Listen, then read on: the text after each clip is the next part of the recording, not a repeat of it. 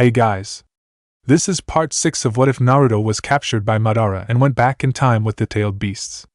Hit like and subscribe if you like this one, and also please check the author in the description. We are pain, that's all. We are God.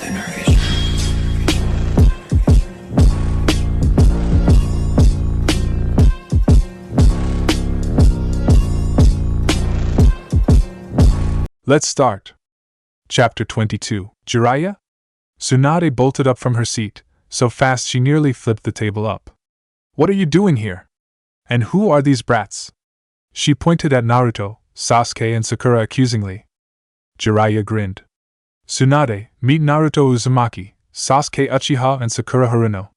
They are 3 of the most promising genins of this generation. Team 7, meet Tsunade, old woman who likes to make herself look young, legendary medic and the unluckiest person in the whole world when it comes to gambling. Even Shizen couldn't hold back her laughter completely. Tsunade narrowed her eyes looking at the 3 teenagers. Her eyes lingered at Naruto for a while. Then she said, "So this is what you are trying to do to force me to go back to that cursed village? Well, too bad, the answer is still no. You still haven't heard our request, and you already snapped out your answer like that?" Jiraiya sat down on the table and poured himself a saucer of sake from Tsunade's bottle. "Just listen to what we have to say first, will you?" Tsunade's eyes bore into Jiraiya's face calculatingly. Then she snorted, and reached out for her bottle again. "Very well. So what is your story?" Jiraiya drained his saucer with a gulp. "Well, the reason is… Uba-chan over there. We want you to heal someone." Jiraiya's palm met his face. "Very smooth, Naruto, very smooth." Tsunade's eyes turned to the blonde. "And you are?" "It's Naruto Uzumaki, believe it! Jinchuriki of the Kyuubi, son of Kushina Uzumaki and Minato Namikaze, at your service." Jiraiya sighed, and slapped Naruto at the back of his head. "You don't go around screaming your parents' names and your Jinchuriki status out to the world like that, Naruto." Naruto shrugged. "Whatever. If you want me to, I can jump to the top of the highest building in Iwagakure and scream I am the son of the Yellow Flash for you. I bet old man Sasuke won't mind that." "Idiot!" Meanwhile, Tsunade was fuming. How dare the brat call her grandma? Minato and Kushina's son be damned. Jinchuriki of the Kyuubi be damned. No one is gonna call her grandma and get away with it. Insolent brat. "We need you to heal the heiress of the Hyuga clan," Sasuke cut in. "You are the only person who can wake her up from her coma, so…" Sasuke couldn't finish his sentence, because a wave of killing intent had made him choke on his tongue. "And pray tell, why should I listen to the words of a brat like you?" The brown eyes of the woman drilled into Sasuke's Sharingan, and they had the strength to make even Sasuke retreat a few steps. The killing intent coming from her must be at least as strong as, if not stronger than Orochimaru's. "Surely you don't have to scare those children like that, do you, Tsunade? That doesn't suit someone of your status, you know." Jiraiya's voice was calm, and somewhat relaxing, but somehow, the killing intent Tsunade was exuding suddenly halted on its way and faded harmlessly into thin air. The woman glared at her fellow Sannin in annoyance. "Actually, Tsunade, that's exactly what we're here for," Jiraiya continued without even flinching against his ex-teammate's glare. "The heiress of the Hyuga clan was injured gravely during a battle in the Chunin exam, and is now in a coma none of the medics in Konoha could wake her up from. That's why we're here to request your assistance. You can always treat it as a request from the Hokage himself." "So the old coot is still alive, huh?" Tsunade emptied her saucer into her mouth again. "He is a fool for taking the position of Hokage again at that age. I wonder how he wasn't killed by Orochimaru during that battle in Konoha." "He is much stronger than you think, Tsunade," Jiraiya said in a stern voice. "Had it not been for him, we wouldn't have been able to kill Orochimaru and save the village." "Whatever," the female Sannin waved him off. "Anyone who takes up the mantle of Hokage is a fool. Being Hokage means putting your life at risk. And life is not the thing for anyone to bring out for gambling." "I'm starting to dislike this woman already," Sasuke, of all people, whispered into Naruto's ear in annoyance. "But anyway, we are not here to discuss about Hokage being fools or not," Jiraiya insisted. "The third has also issued a request for you to go back to lead the medical division of Konoha since you leave the village. Even waking a girl up from her coma is impossible for them. We need you there, Tsunade." Tsunade's eyes narrowed again. So everything is just about me going back to the village, huh? Sorry, but it won't work. I won't ever go back to that accursed village. What? But Hinata-chan. Naruto started to protest, but the woman cut him short. That girl? If she couldn't stay awake after a fight in the Chunin exam, then she shouldn't even have taken it in the first place. The Chunin exam is completely voluntary. No one can force anyone to take part in. It was completely her fault for stumbling into something she cannot handle. You! Sasuke growled out, but his voice was stopped by Sakura's voice, who chose this moment to open her mouth for the first time since they stepped into the pub. But isn't the duty of a medic is to help people regardless of who he or she is? The girl's voice wasn't loud or anything, but there was a deep, clear sarcastically disappointment in her voice everyone could hear. Tsunade growled menacingly. What are you implying, brat? Sakura didn't even flinch. She responded, still with the blunt and snarky tone from before. I am not implying anything. I am saying it straight to your face. I think your reputation as a legendary medic is just a hoax. What did you say? Tsunade snarled, slamming her saucer down on the table in rage. But Sakura didn't even plan to stop. She continued, not realizing Tsunade's face was turning purple. When I heard from Jiraiya-sama that you were a legendary medical ninja, I have thought of asking to become your apprentice, because I have been dreaming of becoming a medic ninja too. But when I finally am able to meet you, I'm disappointed. You are vain, you are a drunkard, and you refuse to treat a patient who was lying at death's door. You don't even deserve to be a medic, not to mention a legendary one. Then she saw a fist launching at her face. She tried to move away to dodge, but found out she couldn't. Or rather, she could, but with the speed that fist was flying into her face, that dodging was useless. She couldn't even close her eyes. She is going to die, and nothing can help her skull from being caved in by that hammer of death. Then, to her surprise and relief, the deadly fist stopped, an inch right from her nose. Why did she? What is the meaning of this, Jiraiya? The angry voice of Tsunade snapped Sakura out of her stupor. She blinked, and saw Tsunade's arm being held back by Jiraiya, who, from God knows when, had been standing up, his arm holding Tsunade's wrist. That is enough, Tsunade, the Toad Sage said in a stern voice, his eyes boring into Tsunade's face. A person like you, trying to kill a genin out of rage? That's not like you at all. Humph, Tsunade scoffed, slapping Jiraiya's hand away. She asked for it herself. Then she turned to Shizen and yelled. Shizen! We are leaving!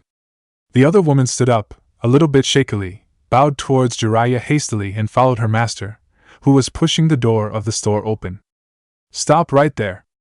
Everyone turned to Naruto, who had just barked out those words. The blonde was now pointing at Tsunade. His face glowed with fury. You are not going anywhere until I drag you back to Konoha with us, he declared, while still glaring at the blonde woman. Tsunade barked out in laughters. Ha! You really think you have a chance against me?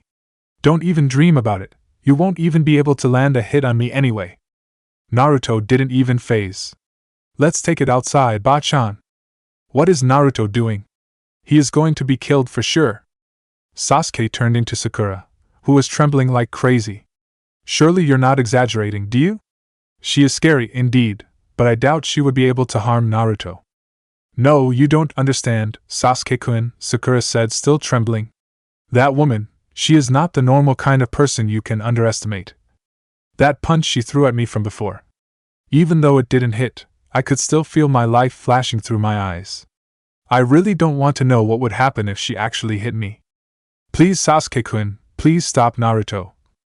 A little further away from them, Naruto was screaming and pointing at Tsunade. Get ready to go back to Konoha, old hag. Tsunade smirked haughtily. Ha! Come back after at least 30 years, brat. The likes of you won't be able to even land a hit on me. Oh, I forgot, I have already said that. Ha! Naruto gritted his teeth. Just you wait. I'm kicking your ass, and you will come with us back to Konoha. Believe it. Oh, really? Tsunade smirked. Then come at me. One hand is enough for me to stomp you into the ground. Really? If that's the case, how about two of us? From the back, Sasuke had stepped in since God knows when. His katana was already unsheathed, and was now pointing at the blonde woman. Sasuke-kun. From behind him, Sakura gasped in surprise and horror. Sasuke answered her with a grin. His eyes didn't leave Tsunade a second. Let's see if the power of one of the legendary Sannin is as great as rumored or not. Tsunade didn't bother to answer the taunt of the Uchiha. She just snorted, and waved at the two boys, as if challenging them to attack her. Fire style, fireball jutsu. As usual, the Uchiha opened combat by his clan's signature jutsu. After the Chunin exam, thanks to all the training he had done, the power of the jutsu had been improved significantly, and now, the gigantic fireball was flying across the air, aiming at Tsunade, who wasn't even trying to do anything to defend herself against the jutsu. The Uchiha smirked. But then, his smirk immediately melted into a gape when the blonde woman cocked her fist back and punched. To his horror, the giant ball of fire was dispersed immediately, and easily upon contacting with her fist. No, not dispersed, more like shattered. That was the only word able to convey the feeling Sasuke had right now. How someone could shatter fire with a punch was completely beyond even his wildest imagination. What the? The force coming from the punch was so great even from afar, Sasuke could still feel the air around him wheezing across his ears. If he had taken that head on, his head would have been shattered instead of the fireball. Is this the true power of a Sannin? Now he understood why Sakura suddenly became so scared. Weapon projection jutsu. From the other side, he heard Naruto yelled. With a flash of white light, 20 kunai appeared out of thin air and launched themselves towards Tsunade. But the woman didn't even flinch a bit. With a quick stomp of her right foot to the ground, a slab of dirt rose up right in front of her, and all the kunai embedded themselves into the wall and popped away harmlessly. Hey! No fair! You said you would only use one hand. I said I would use one hand. I never said that I would only use my hands, Tsunade taunted back, and Naruto fumed in rage. That's not fair at all. Meanwhile, Sasuke was sweating bullets. Kakashi had stomped it into his head that one of the most important elements in a battle is not to underestimate any enemy, no matter how harmless or weak it looks. And even more important, never stuff his head into a fight he has no chance to win only to satisfy his arrogance. And sadly, in this battle, he had forgotten all of those crucial rules. First, he had underestimated Tsunade, thinking that she was only a vain old woman who was so pathetic she couldn't accept that she was old. And now, he was charging headfirst into the battle without even thinking that she was one of the legendary Sannin, the famous shinobi with the power rivals that of Kages. Yuwa. Sasuke blinked. Naruto was back next to him since God knows when well, more like being thrown back next to him, anyway. He realized that he had zoned out in fear for nearly a minute without doing anything but staring. Ouch! Naruto groaned while crawling up from the ground. Sasuke deadpanned. What happened to you, Naruto? You're not fighting like you usually do at all. Naruto scowled.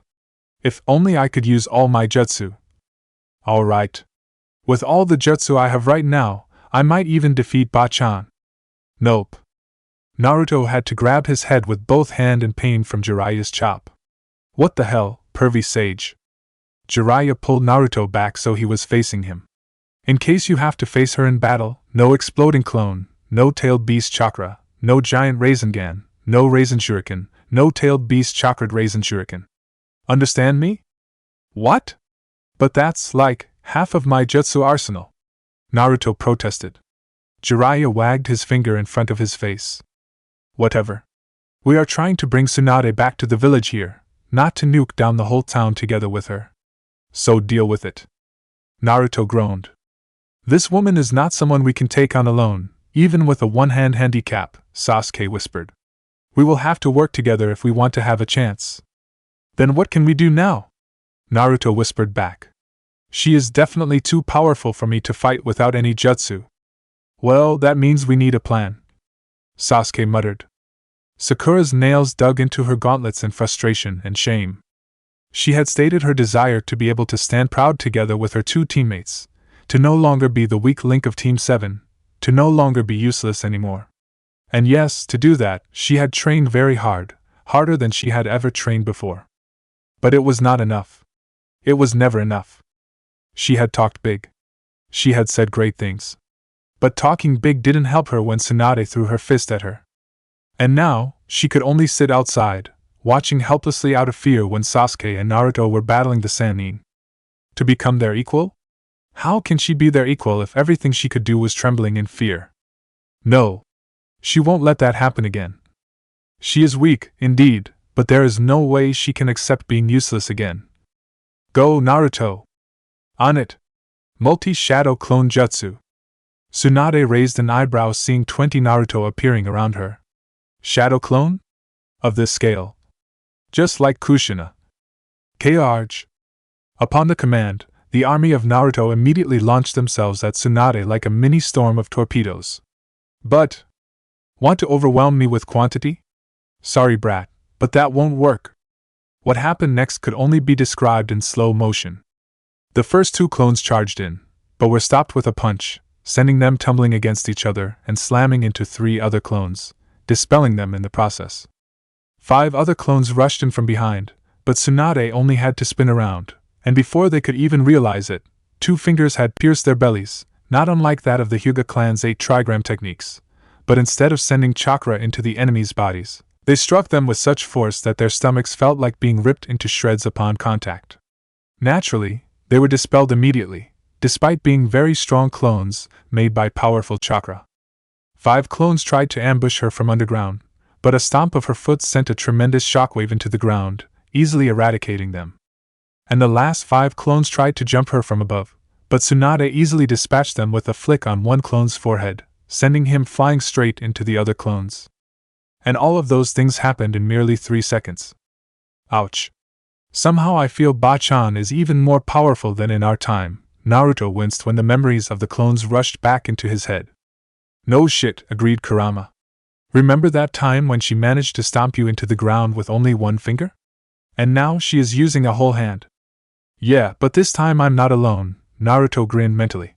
Sasuke, now. Eat this. Tsunade's eyes narrowed when 3 Fuma shurikens were launched from Sasuke's position towards her. Even with a veteran shinobi, controlling 3 of this type of shuriken at the same time was still an impressive feat, considering the fact that he was also trying to trick her with 3 other shurikens hiding within the 3's shadows. But, not gonna work. Right before the shurikens could close up on Tsunade, the woman ducked and flick, flick, flick. The 6 shurikens were all launched into the sky, and popped into smoke, revealing themselves to all be Naruto's clones. Obviously he was expecting Tsunade to dodge the weapons, not to destroy them all in one hit. And the real one is here, right? Everyone was surprised when Tsunade stuck her hand into the ground and pulled Naruto out by grabbing him at the neck. Naruto! Now you see how hopeless you are against me, foolish brats? Tsunade taunted, smirking at the boys. Sasuke couldn't do anything but grimacing. She is so arrogant, but what she said was completely true. She could see through our plan even before it even started. She is too powerful, unlike any person I've ever seen before.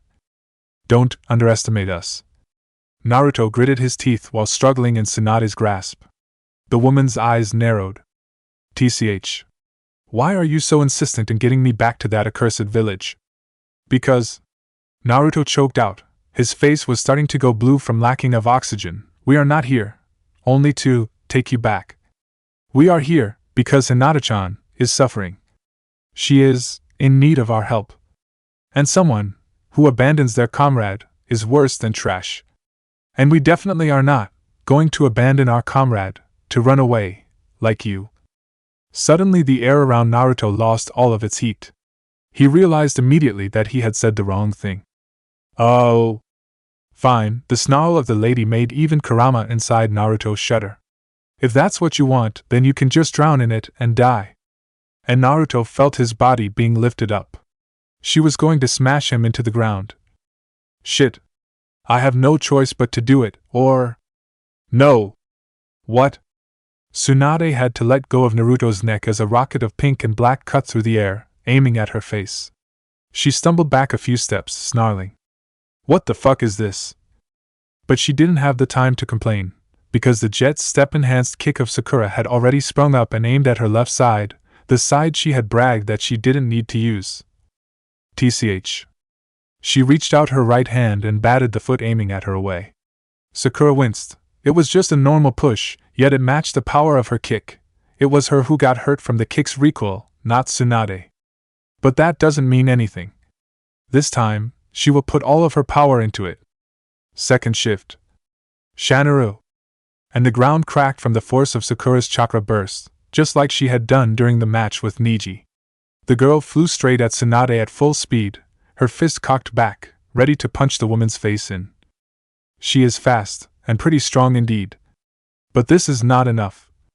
Then an unexpected thing happened. The large red gem on Sakura's right gauntlet slid back, revealing a hidden chamber inside which looked like the bullet chamber of a revolver. The component spun, and before everyone could even blink, the jewel had slammed back in place with a loud crack. Oh shit. That? Tsunade's eyes widened and… Boom! The ground below the two female exploded. In just a second, the air was filled with debris coming from the ground upon the incredible impact. But that could only mean… Why oh you? Suddenly the chirping noise of 1,000 birds filled the air. Naruto could only feel a rush of wind swept across his face when Sasuke rushed at Tsunade with his Chidori at full power. Hearing the sound, Tsunade snapped her head back. Her fist immediately lashed out, aiming at the Uchiha boy's head. Only one more step, and the deadly blade of lightning would go straight through the woman's heart. Or Sasuke's head would be blown to smithereen. Or both. Alright, that's enough.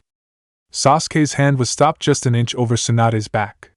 And Tsunade's fist was barely touching Sasuke's hitai.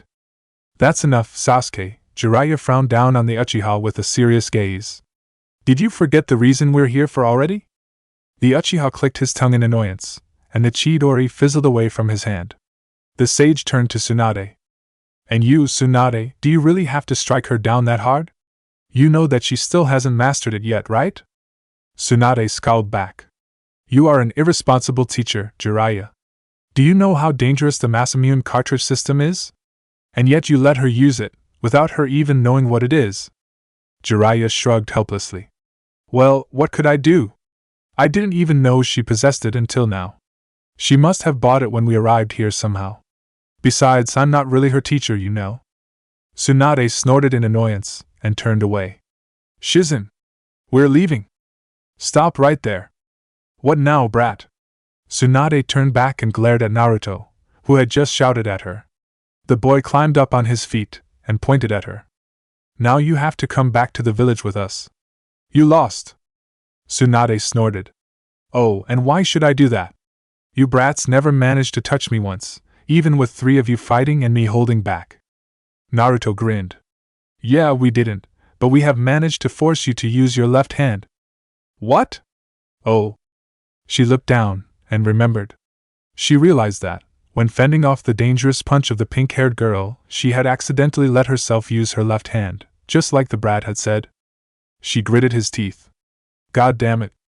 So what now? Sasuke said, while crouching down to lift the unconscious Sakura up from the ground. Are you ready to go back with us? Like hell I will. A beat. What? What do you mean you won't? Naruto exclaimed. You promised. I said that I would only need one hand, Tsunade replied coldly. I never said that I would go back if I lost to you. Then she turned and walked away, ignoring the appalled expression of the 3 males and even her apprentice. So that's what a legendary Sannin is, huh? Sasuke snarled after her back. Bragging about your so-called legendary power, and then after you lose from underestimating your opponents, you immediately betray your words with a lame reason like that. Well, this is what I think about you. Then he spat on the ground in disgust. You really have changed, you know that, Tsunade? Jiraiya called after Tsunade. I bet Nawaki and Dan wouldn't want to see you like this.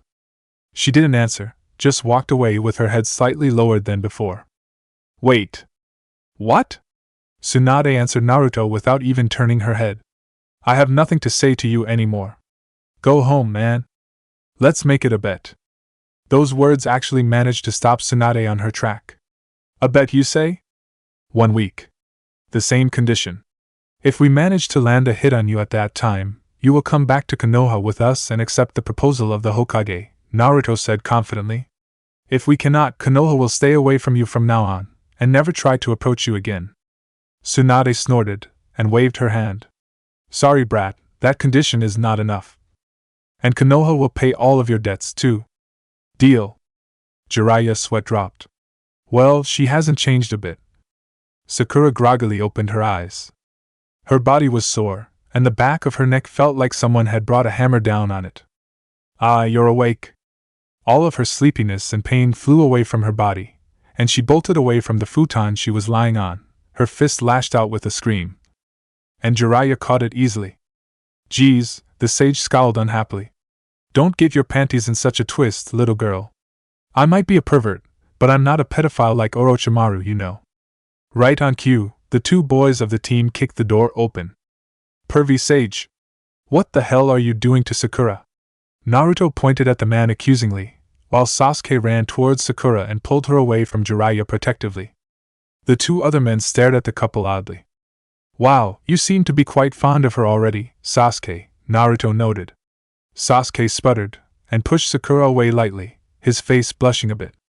But anyway, I want to ask you something now, Sakura, Jiraiya coughed, pulling the conversation back to its intended topic.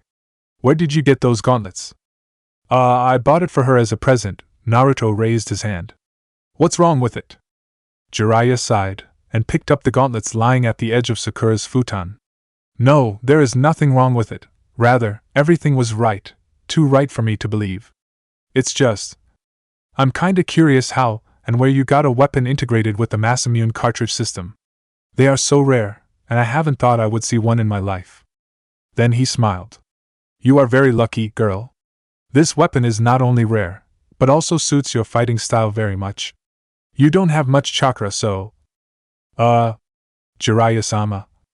Would you mind explaining to us what the Masamune cartridge thing is first? Sakura raised her hand. Jiraiya sighed again. Right. I forgot that you don't know anything about it. Alright. First, anyone here knows about Goro Masamune? Sasuke raised his hand. He is the most famous swordsmith in history, right? Yes, Jiraiya nodded. All the weapons he made were very good and beautiful beyond belief.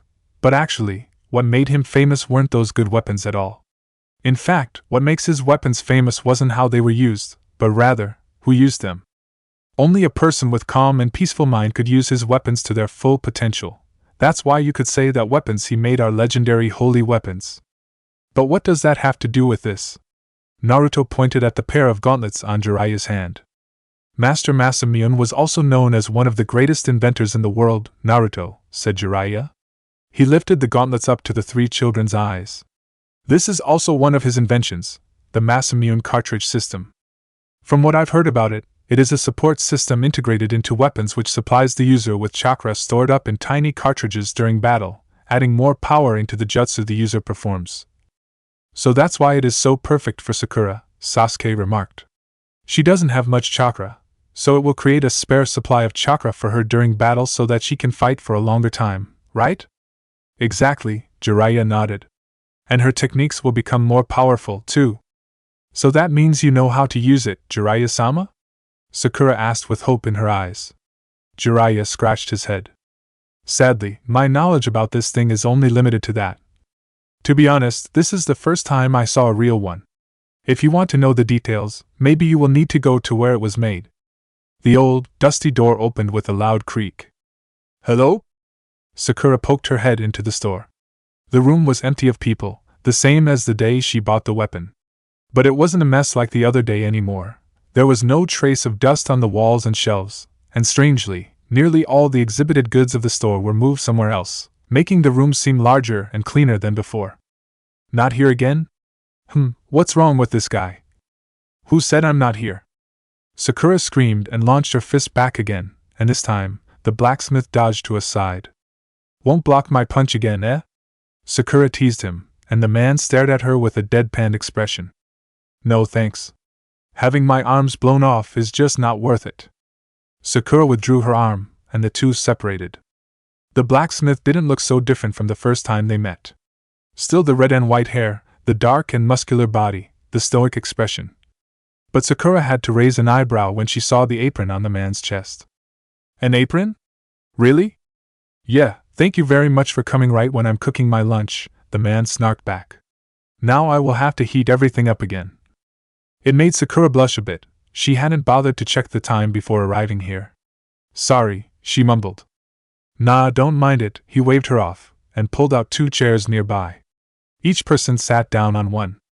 So you finally realized what these gauntlets can do, right? Asked the blacksmith. If not, you wouldn't have to come back here so early. Sakura nodded. Yes, but I don't know how to use it again. I don't even know how I did it in the first place. I only remember that I was rushing at the enemy, screaming something, then she chopped me at the back of my neck, and after that, I can't remember anything else. I see, the blacksmith nodded. And I assume you come here to ask me about how to use it? Yes. Very well, the man said. He reached out his hand and took the gauntlets from Sakura's hand. He pressed the red gem on the right gauntlet, and it slid back, revealing the compartment inside. With a click, the part detached itself and rolled out on the blacksmith's hand. Here you go, he lifted something small and coppery up to Sakura's eyes. It looked like a bullet cartridge. This is a cartridge, one of the core components of the Masamune cartridge system.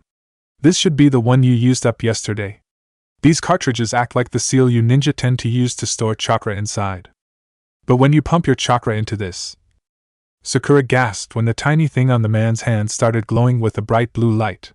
Inside the cartridge, a blue crystallized substance started forming, more and more until it filled the cartridge completely. You see that?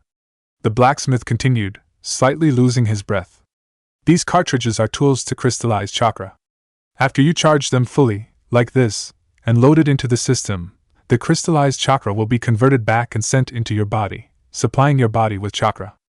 That's why chakra-based attacks, using this weapon as a base, will be boosted tremendously in power, as more chakra is added into the techniques.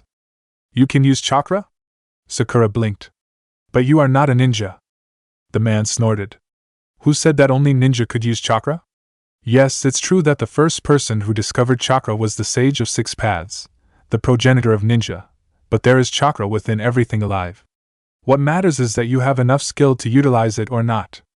So how much chakra did you put into this? Sakura picked the cartridge on the blacksmith's hand up to see. This contains about 1/6 of my chakra, the man answered. However, I have to warn you, using this system is like trying to forcefully inject chakra into your network. So, don't even think of abusing it, it will just bring you more harm than good. Sakura winced. She, of all people, knew well enough what could happen trying to pump more chakra than her body could handle into her chakra network. She would have to ask Kakashi-sensei to train her body more after this. EW. That idea came out so wrong when she thought about it. So how can I activate it? The blacksmith scratched his head. Well, it has a voice control mechanism, but I don't know the activation code. Do you remember what you said when it activated the first time? Sakura blinked. I don't know. I think the only word I said was my battle cry. Then she gasped, and blushed heavily. Oh, please, don't tell me. What? The Masamune blacksmith stared at her, dumbfounded. Jiraiya-sama, can I ask you something? Jiraiya lifted his eyes up from the notebook he was writing furiously on, and looked at Sasuke. Just ask. But if it's about me training you again. No, not that, Sasuke hastily shook his head. I just want to ask you about that Tsunade woman. Did something happen to her in the past? Oh? Why do you think so, Sasuke? Jiraiya's eyes bore into the Uchihos with a sharp gaze. Sasuke shifted uncomfortably. Well, because... I don't know why, but when I looked at her, I could feel something weird, something similar to me. Even when she acted like that, I could still feel the sadness and despair in her voice. And the fact that when you spoke the name Nawaki and Dan, she reacted. The Sharingan is definitely a very deadly weapon, not only in combat, but also in reading people, eh? Jiraiya noted, and Sasuke smirked in answer. You are right, the sage sighed.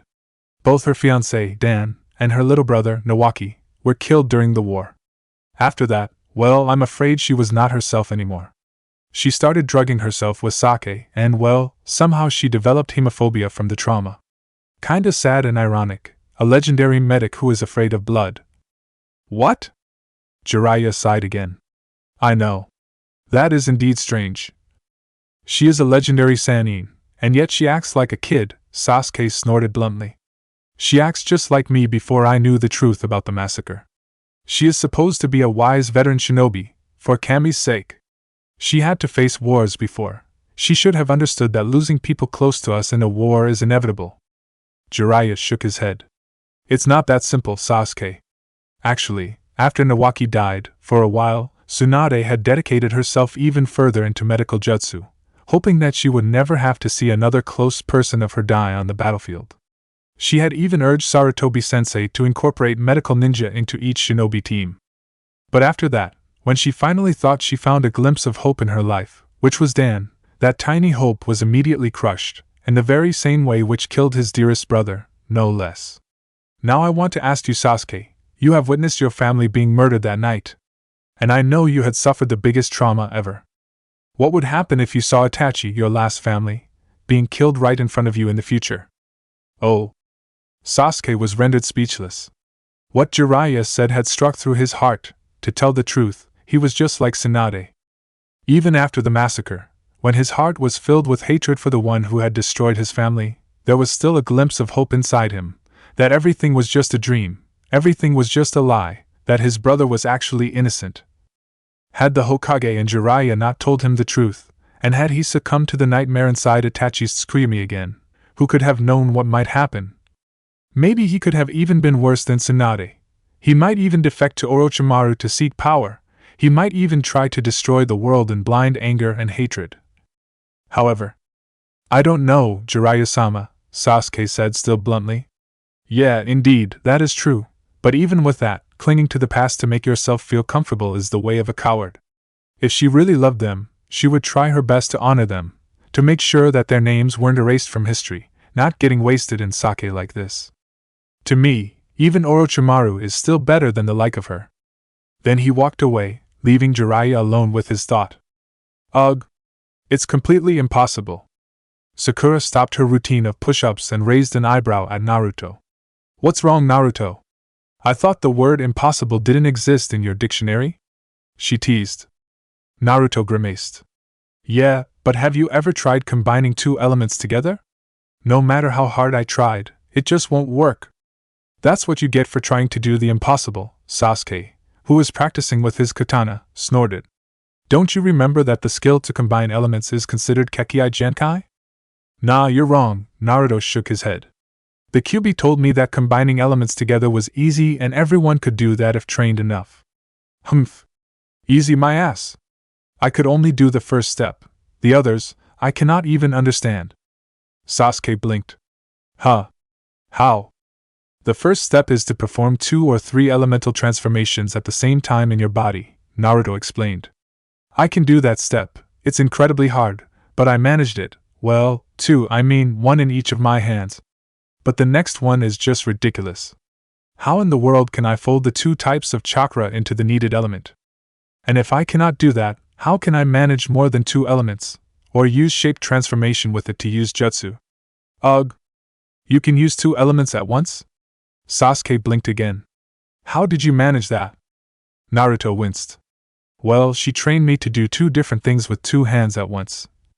For example, I had to draw a square with my left hand, and a circle with my right hand.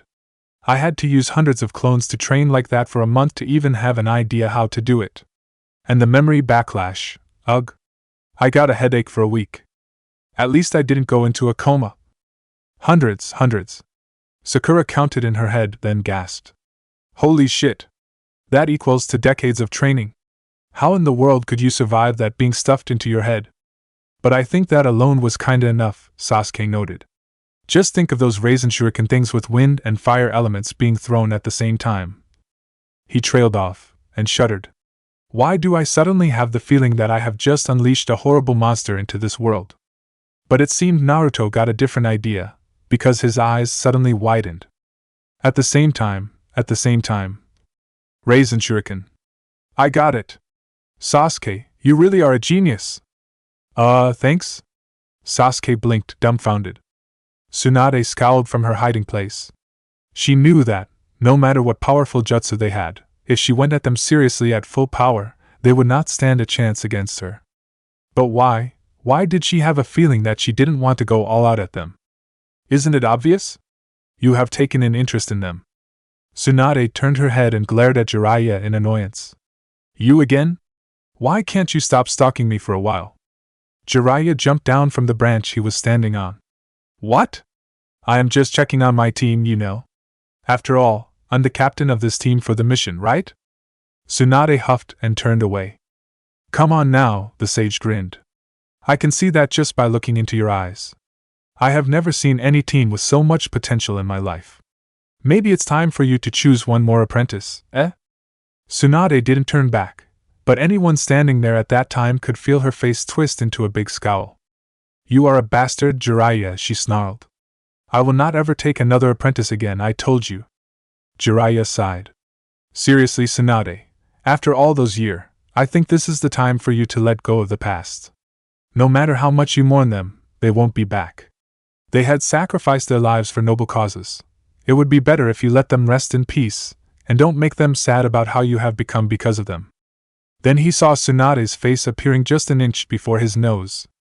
Don't you dare mention them in front of me, she snarled. Who do you think you are?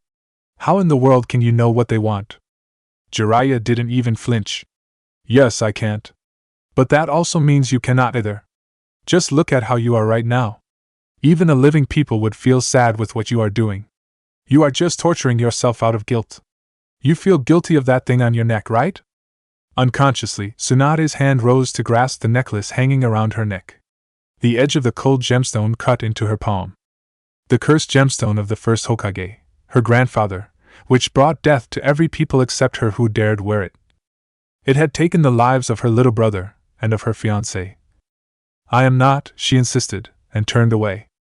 Tsunade, what answer would you give if Orochimaru reached you and offered to bring them back with forbidden jutsu for you to help him destroy Konoha? Jiraiya suddenly asked.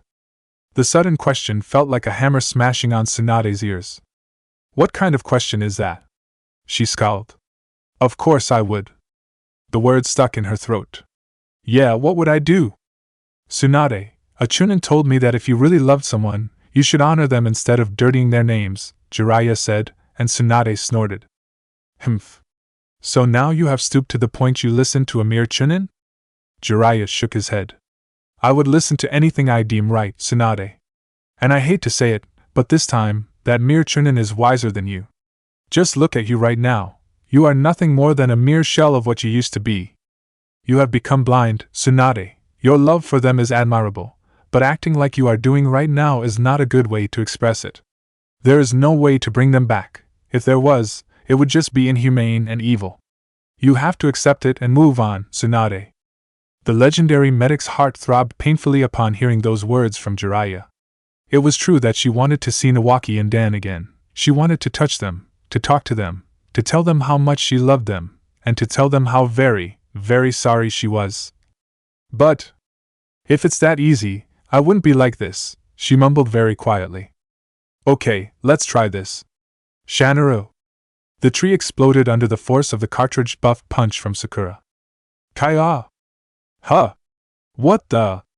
The three members of Team 7 stared at the mint-haired girl on the ground, who was rubbing her behind in pain after falling from the tree Sakura just shattered with her punch. Ah! Fu-chan! Naruto was the first one who realized the newcomer. Oi! Fu moaned. Do you have to be so rough? It hurts. Who are you? Sasuke glared at Fu, while drawing his sword. Why were you stalking us? Are you a spy? Calm down, Sasuke, Naruto hastily said. Fu-chan is a friend. She is not a suspicious person. Sasuke raised an eyebrow, definitely not convinced. Hey, wait a second. Sakura's eyes narrowed. Could it be? Is she the girl you told me that? Yes, she is. Naruto jumped into Sakura's mouth before she could finish the sentence, blushing heavily. He reached out his hand, pulling the Taki girl up. Fu-chan, meet Sakura and Sasuke. Sakura, Sasuke, Fu-chan. She is from Takigakure. Fu bowed in answer. Nice to meet Sasuke-san, Sakura-san. Let's be friends. She smiled cheerily. Sakura's sweat dropped. Is she always like this? She whispered into Naruto's ears. Yes, she is, Naruto whispered back. So she is here to stalk Naruto, Sasuke nodded sagely. Congratulations, Naruto, You got another girl in your harem. Naruto turned beet red. What the? I don't have a harem, you bastard. Sure you don't, Naruto, sure you don't, Sasuke answered him with a smirk we couldn't ever call anything but a troll face. Why you? Now, it was time for Fu to sweat drop seeing the two boys tearing each other apart. Are they always like this? Sakura face-bound. Yes, they are always like this. After Sasuke and Sakura left, saying that they would leave the whole clearing for the two lovebirds, Naruto and Fu was now sitting next to each other at the edge of the lake in the clearing.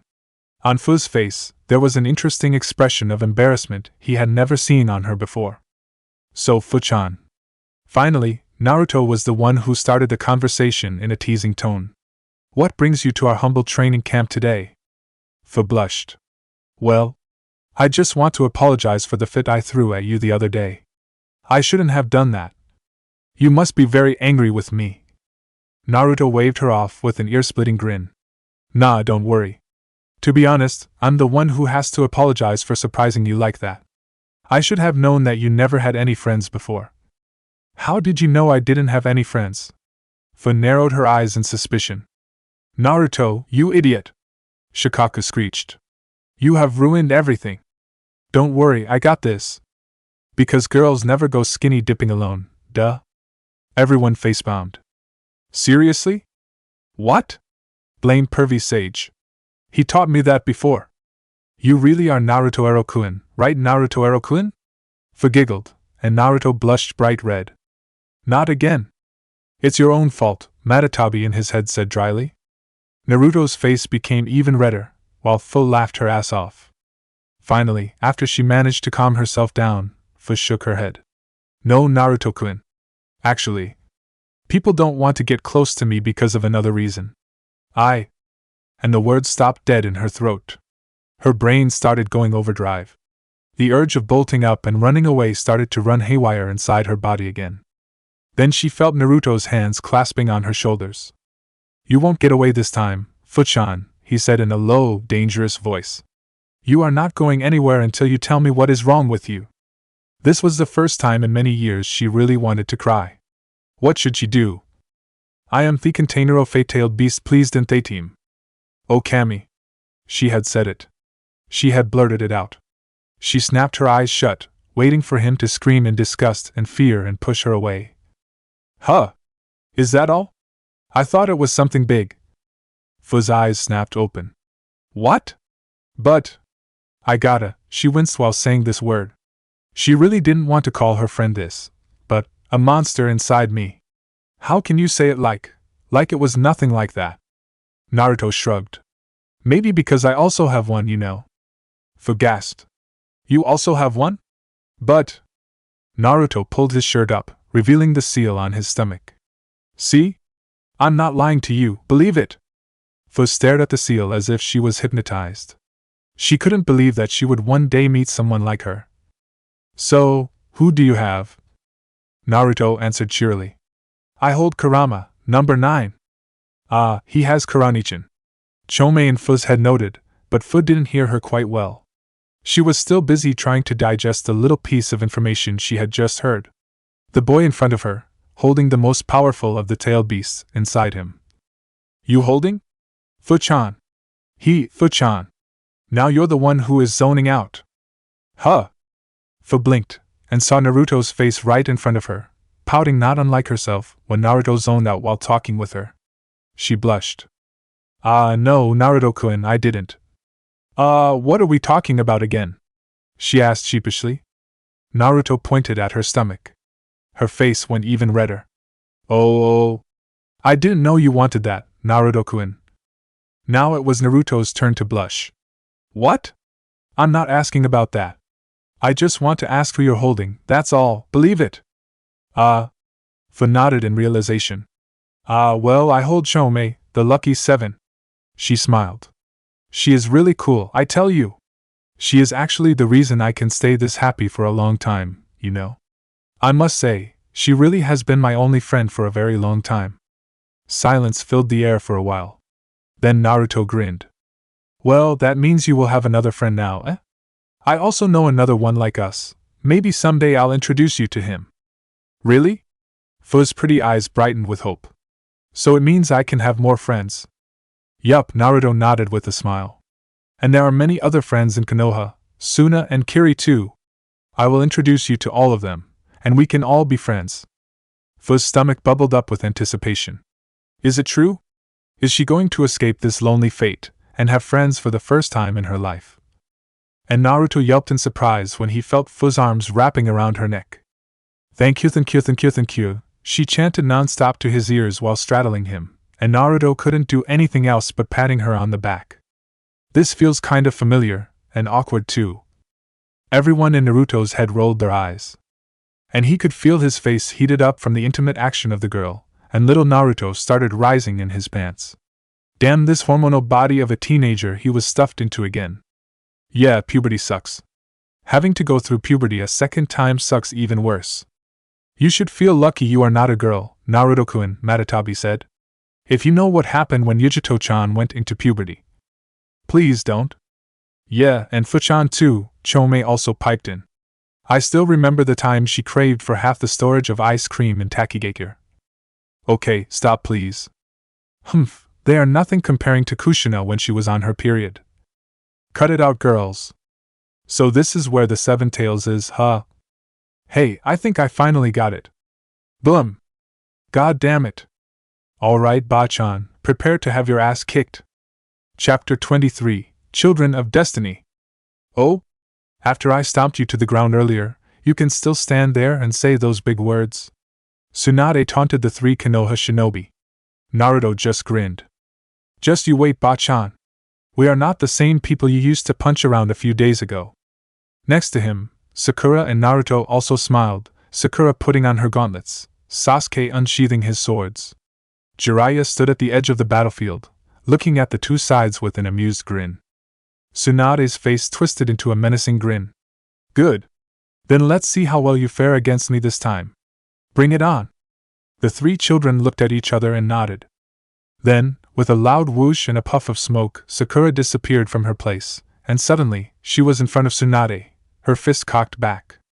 Sakura, your jet step is good when fighting at close range, but when you need to approach the enemies quickly, I don't think it is very good. The body flicker technique is better in this case, in my opinion. Yes, it definitely is. Thank you, Sasuke-kun. Shanaru.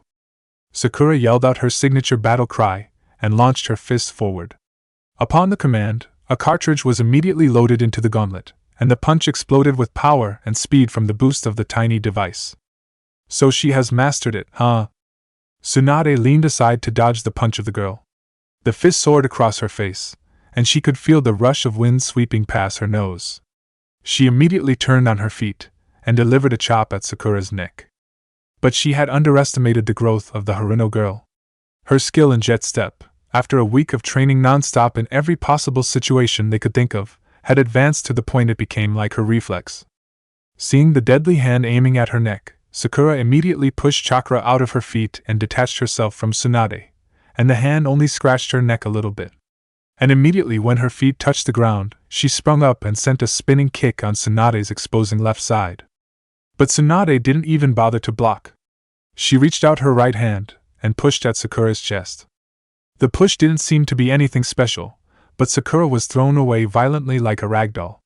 The girl flew across the air, but immediately backflipped and landed on the ground gracefully like a dove. Strangely, on her face, a smile bloomed. What? Then Tsunade realized. Behind her, Sasuke had appeared since God knows when, and was now swinging his katana on her waist. But it was still too easy, she could avoid it with only a step. Too easy. Oh crap. And it seemed her instinct was not wrong at all, because right then, lightning chakra burst out from the blade, lengthening it. She wouldn't be able to sidestep it. There is only one way. She jumped up, and the lightning blade just soared harmlessly below her feet. Naruto, now! What now? Then she saw it. The blond boy, son of Minato, Naruto, was holding a blue sphere of chakra on his hand. The Rasengan. But it is a melee attack. He won't be able to reach me. Then he threw it. Tsunade's eyes widened when she saw the chakra sphere advancing towards her. Oh, now that's just fucking cheating. She immediately coated her hand with as much chakra as she could, and backhanded the deadly attack. The Rasengan was bashed aside, it flew to a cliff nearby and took out a chunk of it. What, do you think they would bring a fight like this to the middle of a town? Ah, that's so unfair, Naruto complained. The Rasengan is not supposed to be stopped like that. This is not Dragon Ball. I'm impressed, Tsunade said. Your teamwork has become better than before.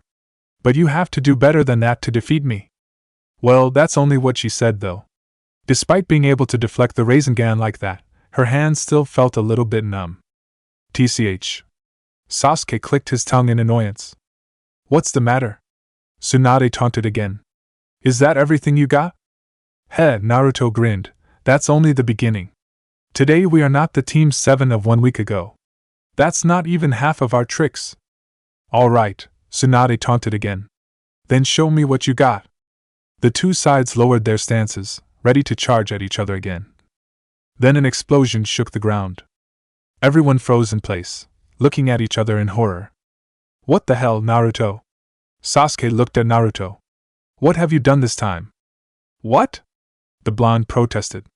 I didn't do anything. Sasuke, Sakura and Jiraiya raised their eyebrows. Oh, come on. Stop treating me as if I'm the god of destruction, you guys. Somewhere across the multiverse, a purple cat-like creature sneezed. That explosion was from over there. Jiraiya pointed at a range of mountains about 3 miles from where they were standing, at the other side of the town. It seems someone is fighting there. But who? Shizen, who was standing next to Jiraiya, asked worriedly. That explosion was not normal at all. Then suddenly, an incredibly huge chakra spiked up from where the explosion was from. Naruto paled. There is only one person here with chakra like that. Chakra suddenly exploded from Naruto's body. The other people were nearly thrown off their feet when the blonde Jinchuriki disappeared in a flash of yellow light, leaving a loud boom and a cloud of smoke behind. What? That was the only word Tsunade and Shizen could utter seeing what happened. Tsunade turned to Jiraiya. Is that? Yes, Tsunade, that's the power of the Kyuubi, Jiraiya nodded. Naruto has mastered it to a level no Jinchuriki could have ever done before. He has, not only tamed the beast, but also managed to befriend her. That's why he's so powerful. Had he used that power from the beginning, you would have lost for sure, Tsunade. Then why? Didn't he use it? Jiraiya cut her short in a sharp tone. Well, it is I who forbade him from using it. But even if I didn't, he still wouldn't use it. Unlike most shinobi, Naruto is not someone who uses people for his own benefit. Rather, he fights for the sake of people, to protect them with his own power. You might think that he is foolish, but no, I think he is the most admirable person in the world. There is almost no person in the world that can be ready to give up even himself for other people, and Naruto is one. Give up himself? Tsunade mumbled. Jiraiya nodded. That's right. And that's why he so hastily rushed to the explosion site as you have just seen. It was a friend of him who was in danger, and he couldn't just stay there and watch his friend go into danger. To him, other people are always more important than himself. Tsunade grimaced. What kind of human has that kind of ideal? That was completely stupid. Throwing his own life for other people. She was going to open her mouth to protest, but then hesitated. She realized saying anything now was useless. Because isn't that what Nawaki and Dan, as well as all Hokage, even her grandfather and granduncle, believed in? The will of fire? And hadn't she also believed in it, some time ago? No, she has abandoned it long before, when her last hope in life, Dan, was killed. Then why is she feeling so weak, so ashamed right now? Let's go help Naruto, then! Sakura yelled, and Sasuke and Jiraiya nodded. The sage turned back to Tsunade the last time. Tsunade, it's alright if you won't come. But remember this, we Konoha shinobi won't ever abandon a friend in need, no matter who they are. Yeah, even you, Tsunade. And the 3 shinobi of Konoha leapt away, leaving Shizen and Tsunade alone in the clearing. Tsunade-sama. Shizen reached out worriedly, but Tsunade was too busy thinking to hear her. Damn it. What should I do now? The streets of Takayama town felt a gust of wind rushing across them when a golden figure blurred through them to the other side of the town. No. Why is this happening? Fuchan. Naruto cursed under his breath while running with all his speed to the site of explosion. That huge spike of chakra could be of no one else but Fu. It was tailed beast level chakra. But what kind of enemy did she have to fight that was able to force her to use Komiai's power? What if it was the Akatsuki? He still hasn't warned Fu about them yet. Naruto cursed himself, and pushed even more chakra into his feet. Then the powerful chakra suddenly, abruptly vanished. Naruto's heart dropped like a rock. That could only mean... No. His legs moved even faster, and 5 seconds later, he burst through the tree range, and arrived at the scene of the battle. The grassy clearing Fu liked to hang out in was completely wrecked. The waterfall and the pond were destroyed, and craters had formed on the ground. And in the middle of the largest one. In the crater, the familiar form of Kakuzu, the one who was supposed to be killed, wearing the Akatsuki's symbolic cloak, towered in front of Fu's body, which was impaled everywhere with the black tendrils coming from his arms. Seeing Naruto arrive, the Akatsuki member sneered. So the Ninetales is here too. Very good. I was looking forward to another chance to kill his sensei, and now they come to me on their own will like this, eh? But Naruto didn't hear anything the man had just said. The rage from seeing his friend lying near death on the ground had exploded from inside his brain, muffling his ears from every other sound. He could hear the tailed beast inside him yelling something, but he didn't care. Right now, his only concern was only the girl lying on the ground, and the bastard who had done this to her. It's just like that time. Naruto-kun. Because I love you. Red chakra exploded from Naruto's body like a bomb. With an air-rending scream, Naruto shot towards the now Akatsuki member like a cannonball, his chakra blazing out like a raging flame. He launched a punch at Kakuzu. The fist, enhanced with tailed beast chakra from Naruto, could only be described as a mini ballistic missile. With that speed and that power, even without any explosion, a normal person would have been squashed by the sheer force the punch delivered. But unfortunately, Kakuzu was not someone who could be considered normal. He spun on his heels, and instead of dodging, or the normal cliché fist catching, he did something no one could expect. He met Naruto's punch with his own. What? A shockwave erupted from the point of collision between the two fists. The force was so great the air around the two shinobi seemed to ripple upon impact with a loud boom. Naruto jumped back a few steps. His right arm, cloaked in the chakra shroud, still felt numb to the shoulder. What the hell? How could he? But he didn't have the time to hesitate anymore, because right at that time, the masks on Kakuzu's back burst out of his body. Two of them turned and aimed at Naruto, their mouths gaping wide. Fire. Lightning. Double style, lightning blaze cannon. The combination of fire and lightning rushed out towards Naruto in an incredible speed and force. Unable to avoid, Naruto could only form an arm of chakra to shield himself before the deadly blast reached him and created a violent tornado of fire, drowning him inside it. Naruto burst out of the firestorm, coughing violently. Even with the chakra cloak protecting him, a few red patches had still appeared on his skin. The power of that jutsu was so incredible, unlike any fire jutsu he had ever seen. It might even match the destructive power of the jutsu Madara used before. I have to thank you, Ninetales, the voice of Kakuzu reached his ears. Thanks to you and your blasted sensei, I had to restock my storage of hearts. And thanks to the Akatsuki, I was able to acquire the most powerful hearts possible. Not Kage level ones, but still good replacements until I can get those of Kages to replace. A shame I cannot take the hearts of those Jinchuriki. They are very good, with all those chakra and elements. Don't you dare say things like that in front of me. Naruto bellowed in utter rage. Chakra exploded from his body even more, and a blood-red Rasengan started forming in his palm. Then he felt something coming from the left. His instinct screamed at him to dodge, and luckily for him, he had done that before a big three-bladed scythe soared over his head. TCH missed. Shit, that's his partner. With a flick of his hand, the scythe returned to his hand, and Hidan grinned nastily. You have played enough with the Seven Tails, Kakuzu. Now it's time for me to have a sacrifice for Jashin-sama. You cannot kill him, Hidan, Kakuzu reminded him. He is the Jinchuriki. We cannot kill him until he is extracted. You don't want to anger leader from that. And Itachi won't be happy if you do that. Hidan laughed. Ha! Screw Itachi, who cares what he thinks? Even if I cannot kill him, I'm always allowed to play with him a bit, eh? Then with a surprisingly quick movement, he swung the heavy scythe at Naruto. The blonde was caught off guard. He didn't think something that big and heavy could be swung that fast. He pushed chakra out of his feet and rolled away, and the 3 blades of the scythe stabbed into the ground. What's wrong, Ninetails? Hidan laughed gleefully with a mad expression. So you're just a fucking pussy after all? Cannot do anything but run away? That scythe is dangerous. I must destroy it. Naruto immediately spun chakra in his palm.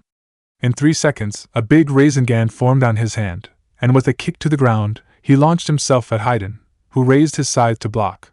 The spiraling sphere slammed at the blades mercilessly. For a second, it seemed Naruto had got an edge, but... Hiya!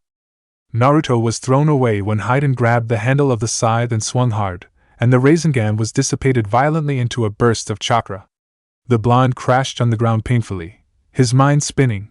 How could a mere scythe withstand the power of a Rasengan of that scale? You think destroying a weapon made of adamantine is that easy? Think again, little fucker. Had Naruto been researching more, he would have known that adamantine is the mythical material which is said to be the hardest material in the surface of the planet, harder than even diamond, and blah blah blah. But there was no time to worry about that, because the scythe made of that material was now aiming for his head, despite the warning of Kakuzu not to kill him. The only thing Naruto could do was swerving out of the way in reflex. God damn it. What is happening to me? But he didn't care. If he couldn't destroy them with power, he would destroy them with a lot more power. He screamed out in rage, pulling out even more chakra from inside him. Then abruptly, all the powerful chakra he was building up vanished. What the? And the next thing Naruto knew was he was pulled into his mindscape.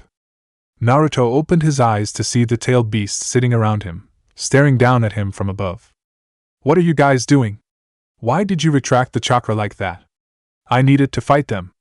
Naruto snapped angrily. Naruto, calm down. You are letting anger cloud your mind. You cannot fight in this state. Naruto blinked. What? Your rage for Fu has made you blind, Naruto. Isabu's voice boomed across his mindscape. You have just pulled on our chakra without any control of yourself. Had we not held the chakra back, you would have lost control, and things are just gonna be worse. You didn't even remember that we were here. Naruto, I understand you are angry, but you are facing 2 Akatsuki members. Goku also added.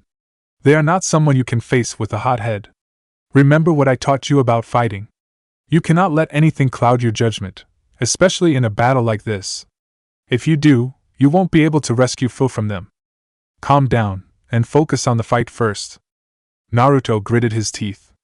But how can you expect me not to feel rage about this? They have come here to take Fu-chan, right after she managed to find a friend in her life. And just listen to what they said about her. They treated her just like no, not even a tool, not even a monster, just an object they can go and pick up like some kind of junk whenever they want. How can I not angry about that? The beasts had allowed Naruto to explode everything he wanted to say. Then when he finished, Kokuo said, Naruto, your anger was righteous and honorable, and we admire that noble intention of yours. But how many times do we have to remind you, Naruto, that mindless rage is not going to help anyone with anything?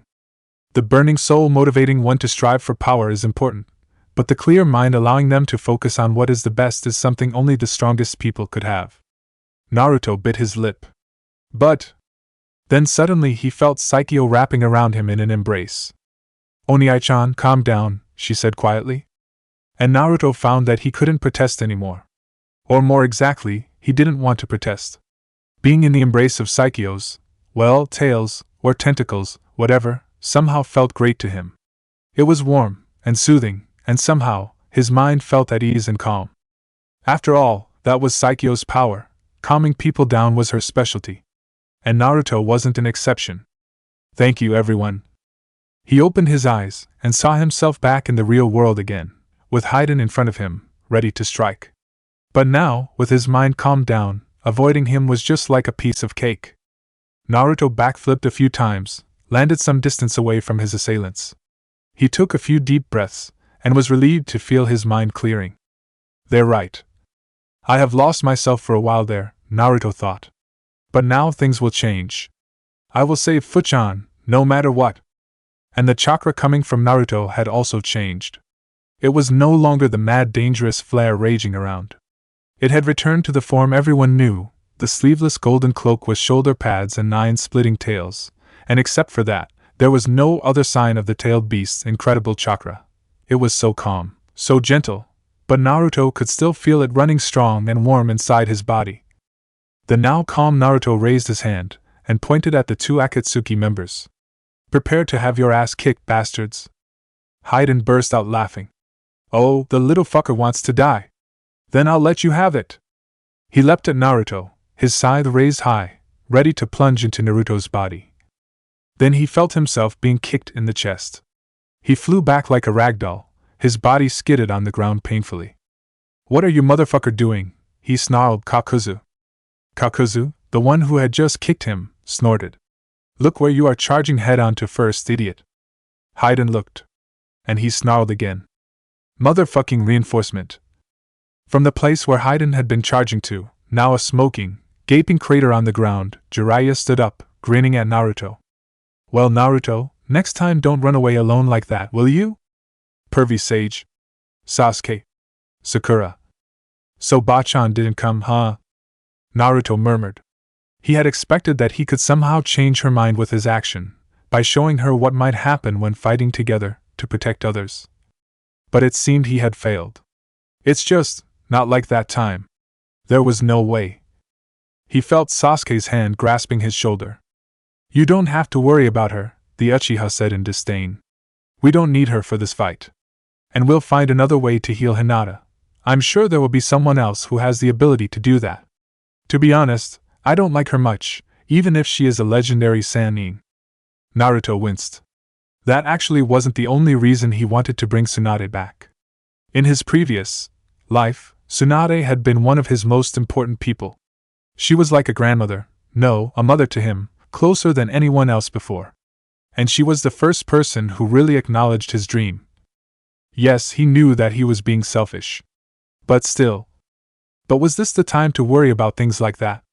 What's done was done, and now, they were facing 2 dangerous S-ranked criminals. They didn't have the time to think about anything else, even with the assistance of a legendary Sannin. Alright. Let's deal with this problem first. Jiraiya of the Sannin. One of the people with the highest bounty in the whole shinobi world, reaching billions. Kakuzu grunted. Jiraiya smirked. Well, thank you, I'm flattered. Being known by someone from the age of the first Hokage is not a small thing, eh? What do you mean he is from the age of the first Hokage?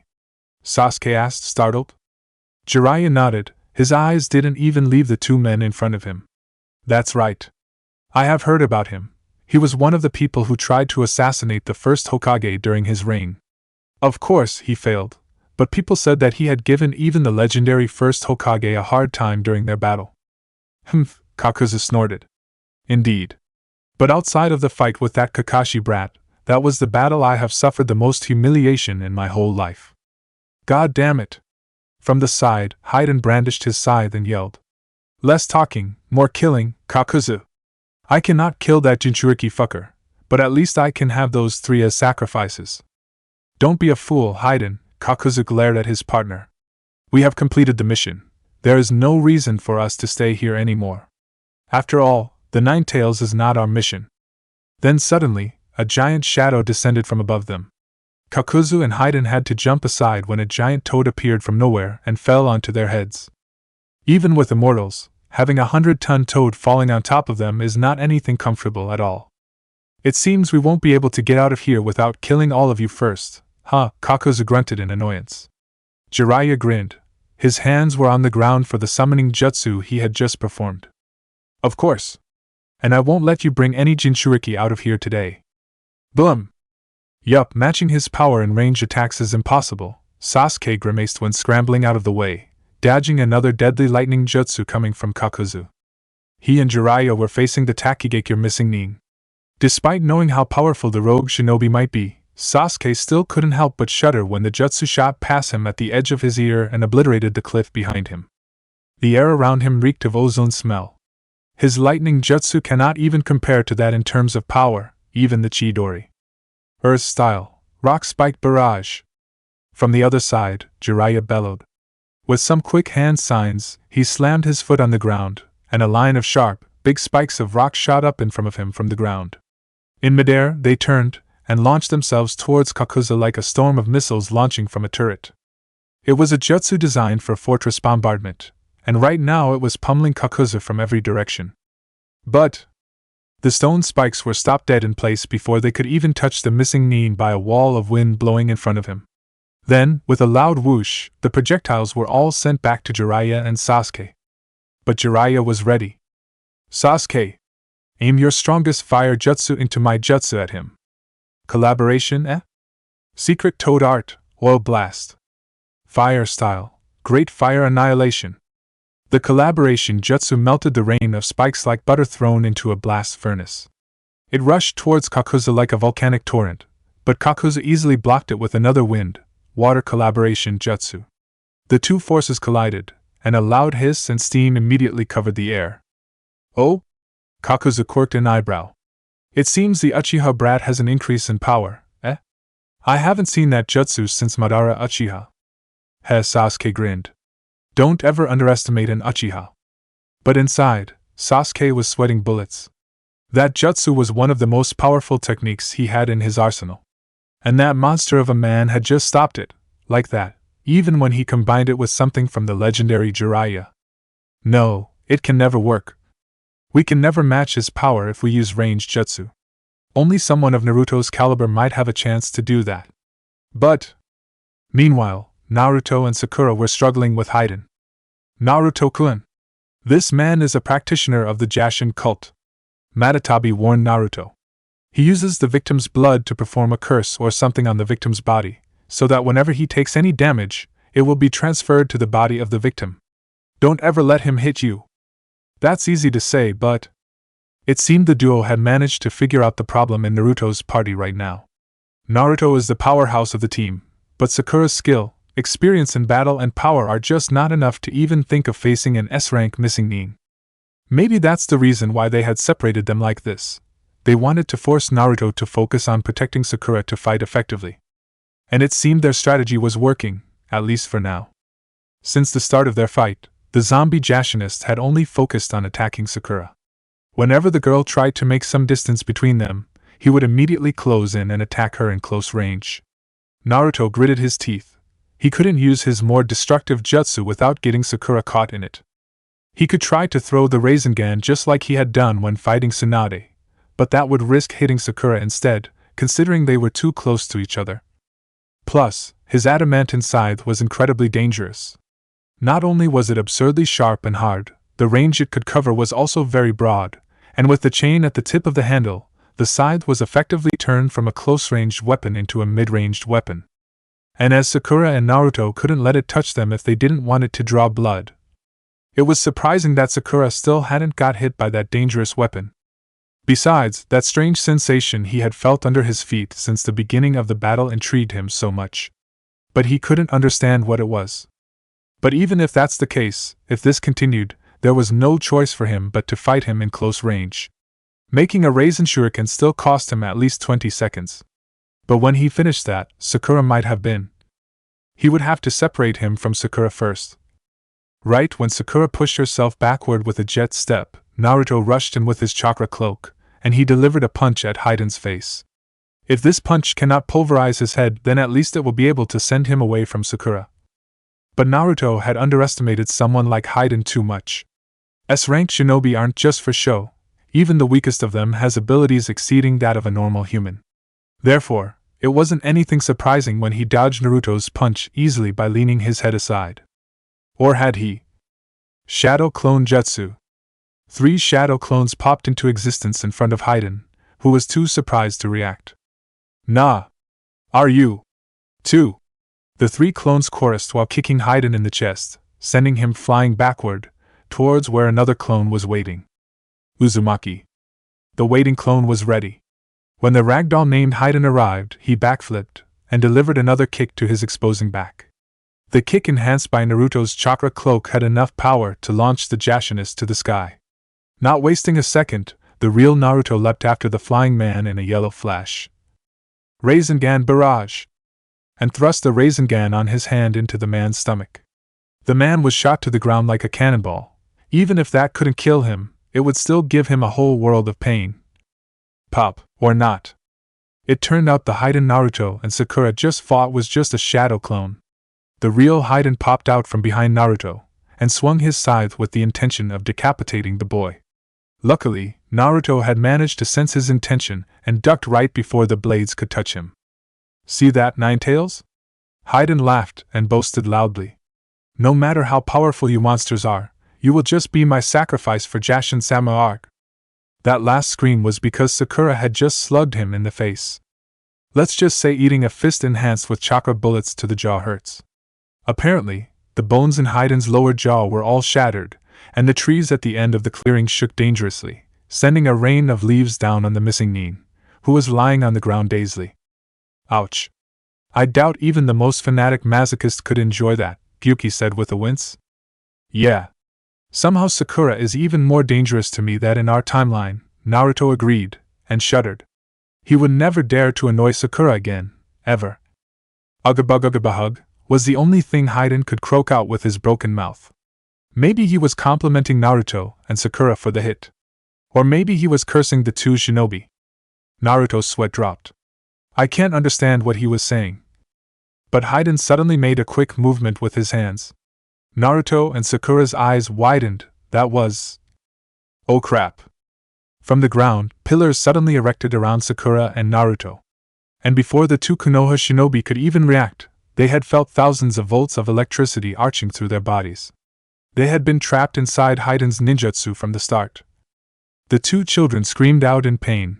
Even under the protection of his chakra cloak, Naruto could still feel the arcs of electricity rushing through, spearing into his heart.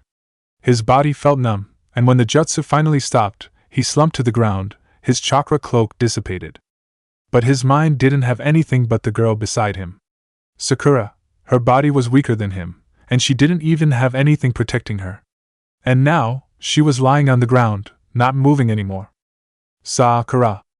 Numb with the shock, Naruto couldn't even move when Hidan descended down on his head, his scythe raising high, ready to take his life, despite whatever order his leader might have given him. Then suddenly, Naruto felt his body being shoved aside violently.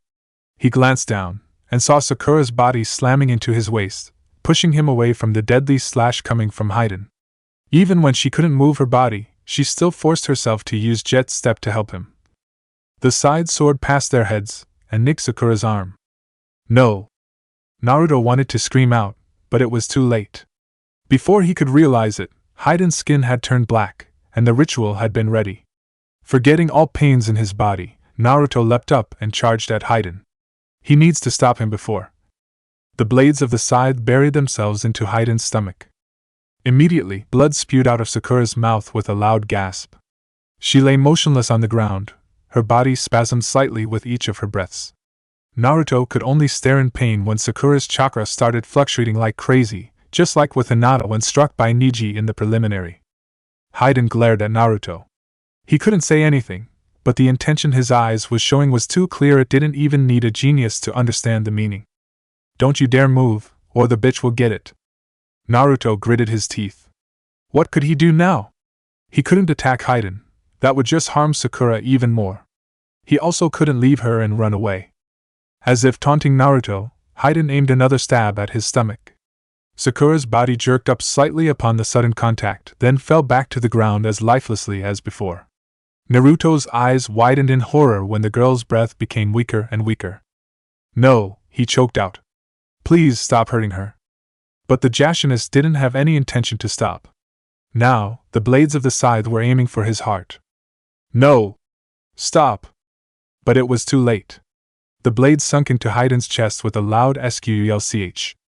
Just like looking at the video of an old nightmare, Sakura, being impaled at the heart, and he could only stay there and watch without being able to do anything. Naruto slumped to the ground. It's happening again. His friend was once again dying in front of him, and he couldn't do anything, again.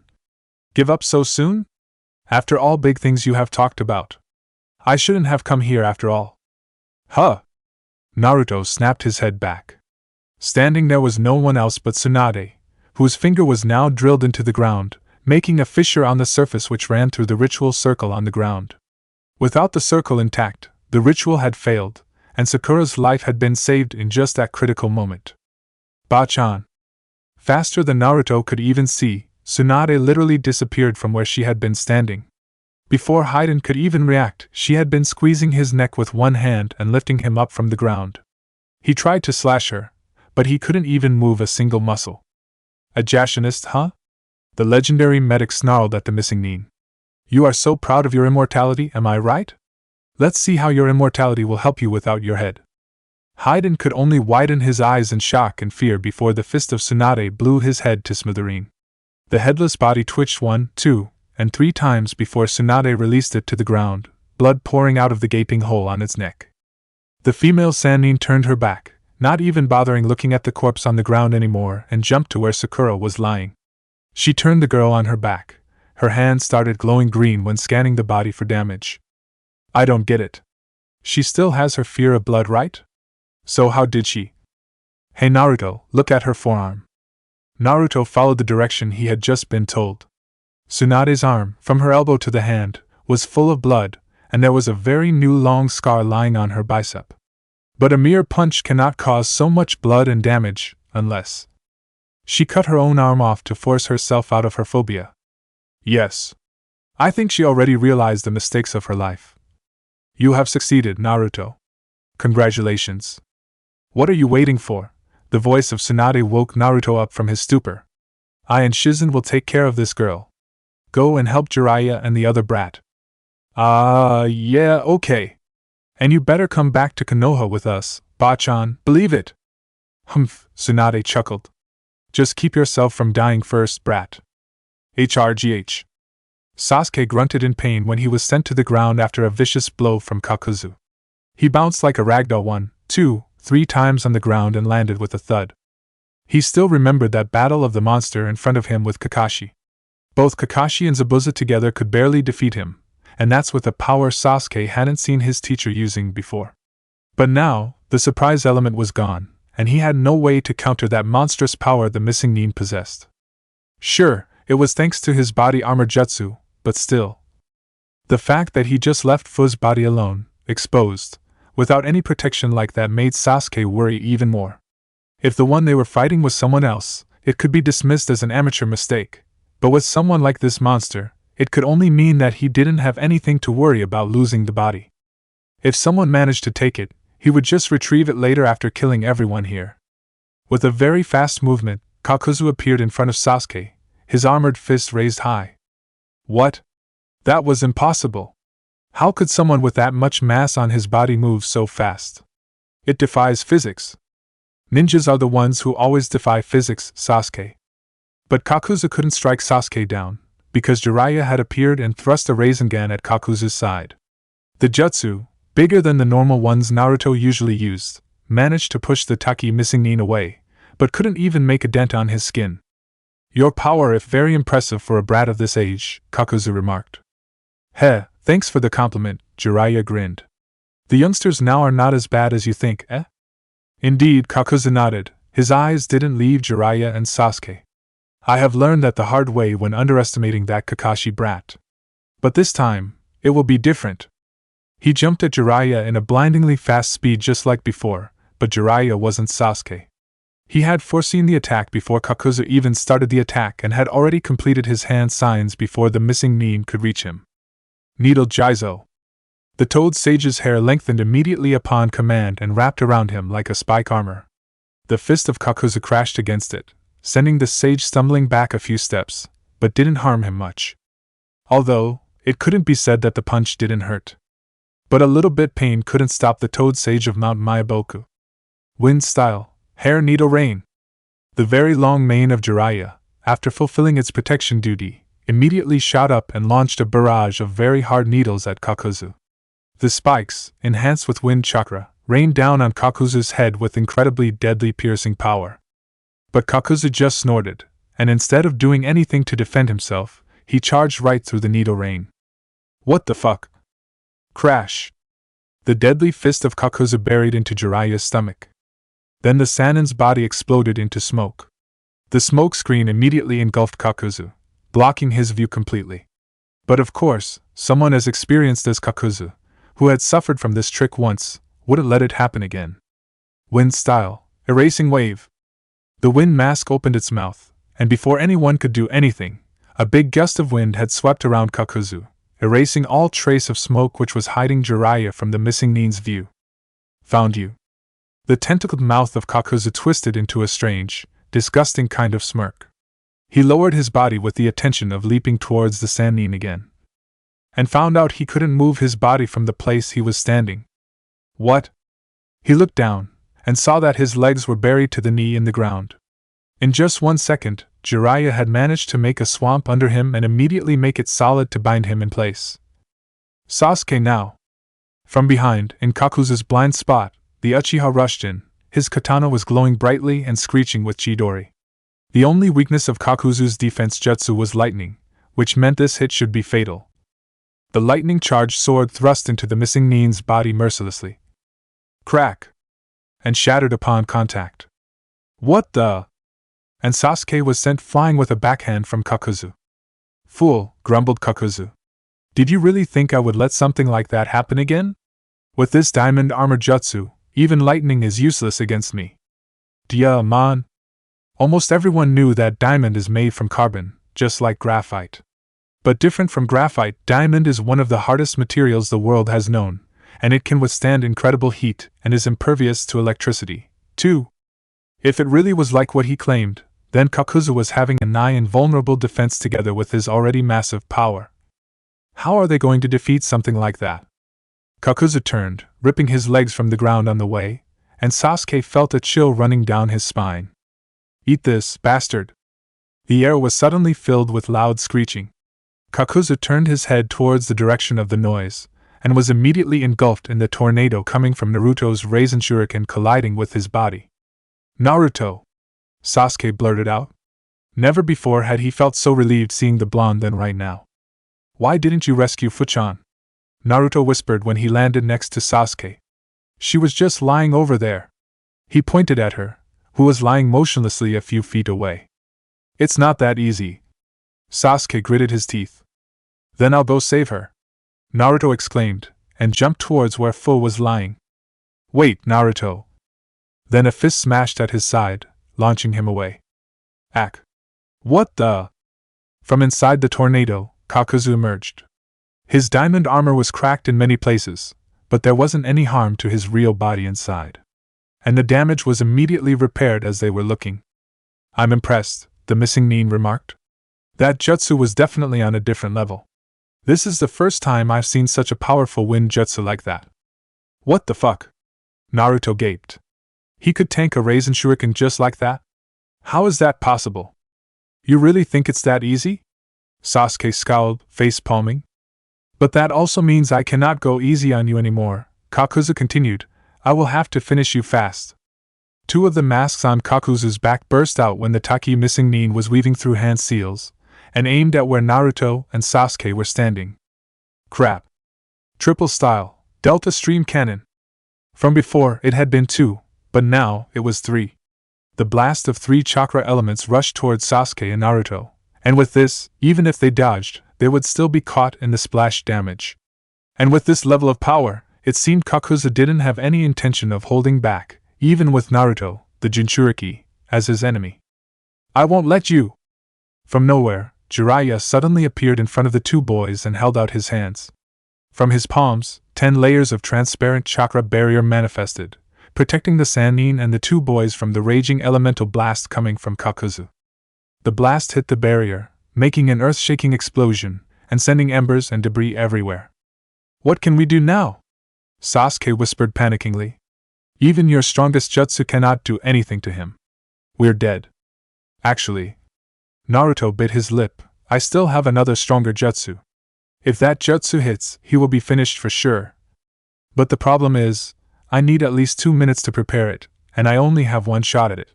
If it fails... It is possible? Asked Sasuke, his eyes widened. Naruto nodded. Yes, but how can I find even 1 minute in this fight? The moment I take my eyes off him, he will pulverize me. Consider it done. Naruto blinked. You need 2 minutes, right? Sasuke said confidently. I will buy you 20 minutes if you want. Just use your strongest technique and blow that bastard to bits for us. Or if you brats are planning anything, you should do it now, because this barrier won't hold out for much longer. Jiraiya screamed out, and the two boys turned towards him. The 10 rings from before were reduced to only 3 rings now, and even those 3 rings would not be able to take much more damage. Alright, Naruto nodded. I'm counting on you. I'll try to be quick. Be careful. Sasuke grinned. Then, he reached up the locks on his jacket armor, his arm and leg protectors. With loud clicks, the locks opened, and they fell down from his body. Crash! Crash! Crash! Crash! Crash! The noise coming from the fall of the equipments to the ground was so loud even Jiraiya, who was holding the barrier protecting them, nearly jumped and dropped it.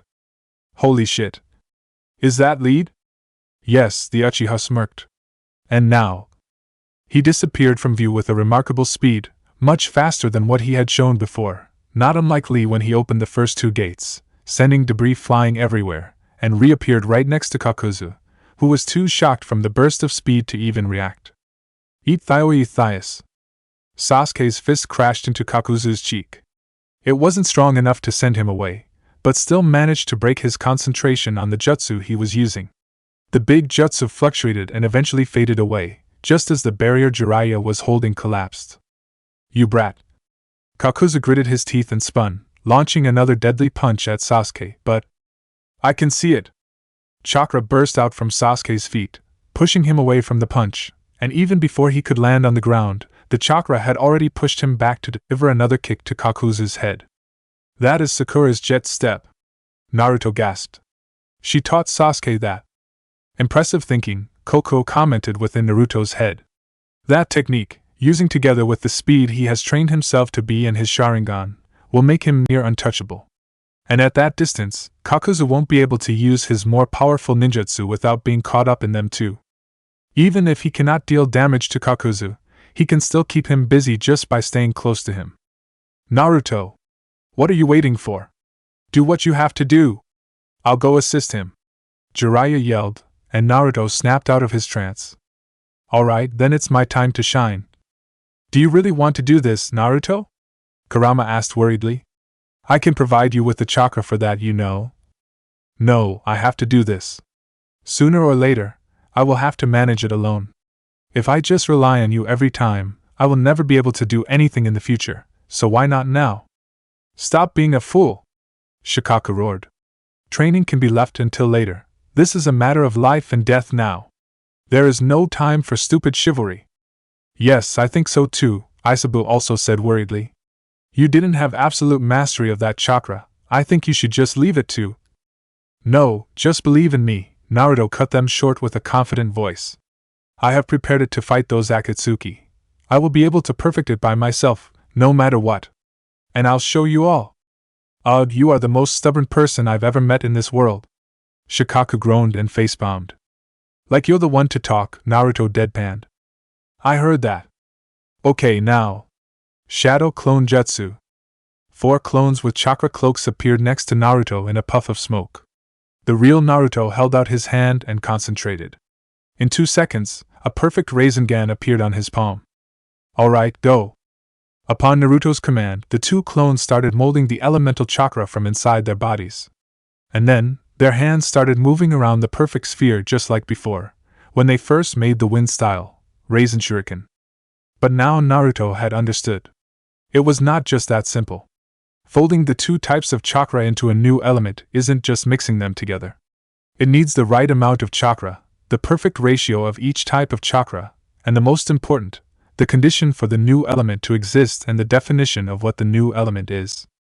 Recreating all those conditions is nigh impossible for a normal person without training for hundreds of years. That's why those who can use advanced nature chakra are so rare and all considered people with Kekkai Genkai in the whole shinobi world.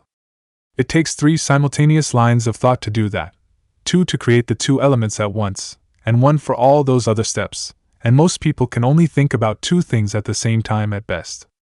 But Naruto is the only ninja who can bypass all those conditions. If he cannot do it all by himself, his clones will do it together with him. If he cannot do it inside his body, he will do it outside. Creating two elements, fire and wind, complete. Hypothesizing the concept of scorch-style chakra, complete. Recreating the condition for combination of the chakra, complete. Mixing the two elements in perfect ratio and condition inside the Rasengan, complete. Maximizing the density of the chakra inside the Rasengan, complete. Applying advanced shape transformation to the Rasengan, complete. Alright. The ultimate jutsu has been perfected. What the hell is that jutsu? It's different from that jutsu from before. The jutsu Naruto was holding right now was definitely not the same wind style, Rasen Shuriken from before anymore. Instead of the 4 sharp blades usually seen in the normal Rasen Shuriken, there were 10 flame-like blades covering the edge of the Rasengan just like the sun. And instead of the white color and the deafening screeching noise, it had a reddish-yellow color and made sounds just like thousands of mini explosions were happening inside it. Cannot let it hit me, even with this armor, I will be killed. Meanwhile, the Uchiha was making him frustrated and annoyed. He couldn't land a big hit on him, but yet Kakuzu couldn't touch him, either. That accursed Sharingan had allowed the brat to see all of his movement, and now he was dancing around him like a stupid pirouette with that chakra jet technique of him. Sasuke, pervy sage! Get away from there, or you will be caught in it! The voice of the Jinchuriki rose from afar, and Kakuzu knew immediately what was going to happen. As if I'll let you! He roared, and stomped hard on the ground. Sasuke, who was moving too fast to react on the sudden action, was caught off guard and lost balance, and that moment of slight stunning was the very thing Kakuzu needed. His hand lashed out, grabbing Sasuke's neck in midair. Act. Now let's see if you dare throw that thing at me, Kakuzu growled, squeezing the Uchiha's neck a bit harder. Jiraiya and Naruto cringed. Damn it! Sasuke gasped out in pain, struggling hard to get out of the vice grip which was Kakuzu's hand. The missing nin turned his head, and slugged his stomach, hard. Gah! Saliva and blood spewed from the Uchiha's mouth. His eyes widened, bore at Kakuzu's own eyes before closing when he fell into unconsciousness. Sasuke! Naruto screamed in rage and horror. Don't worry, he is not dead yet. Now, unless you stay there and dispel that jutsu. Damn you! Kakuzu's eyes widened when he saw the jutsu leaving Naruto's hand and flew towards, immediately let go of Sasuke's neck, and jumped hard into the sky to avoid the deadly disc raging across the air towards him. But right after his feet left the ground, he knew immediately that there was something wrong. Everything was still there, the brat lying on the ground, the Sannin and the other brat still standing over there, except for the fact that the jutsu was still on his hand, not thrown anywhere. Fuck! Genjutsu. Now, he understood. Before being knocked out, the Uchiha had used a genjutsu with his Sharingan to trick him into releasing him and jumping up. He had forgotten, for a very brief moment, that the Sharingan can put enemies into a deep, powerful genjutsu with only a quick eye contact. That moment of carelessness had cost him everything. And right now, being on the air, he had no way to avoid the jutsu, now soaring through the air towards him. It's just like that time, just like that inescapable vortex jutsu of that Kakashi brat. He had no way to prevent it from happening. Then the jutsu collided with his body. The scream of Kakuzu was drowned inside the incredible explosion the collision had made. Everything faded inside the blinding light the gigantic fireball, with the energy of a mini-sun, emitted. The incredible heat swept through the air. Even Naruto, who was standing very far away, still felt it burning harshly on his skin. There was no way someone can be alive when caught in this jutsu, even if he had diamond as skin. The fireball died down, and there was no trace of Kakuzu anymore, not even a tiny speck of dust. Everything of him had been atomized by the extreme heat and energy the jutsu emitted. Even the odor had been erased. If the wind style, Rasen Shuriken can be considered thousands of blades that shreds everything, then the jutsu Naruto had just used, scorch style, Rasen Shuriken, can only be treated as an atomic bomb which pulverizes, decimate, erases everything on its way.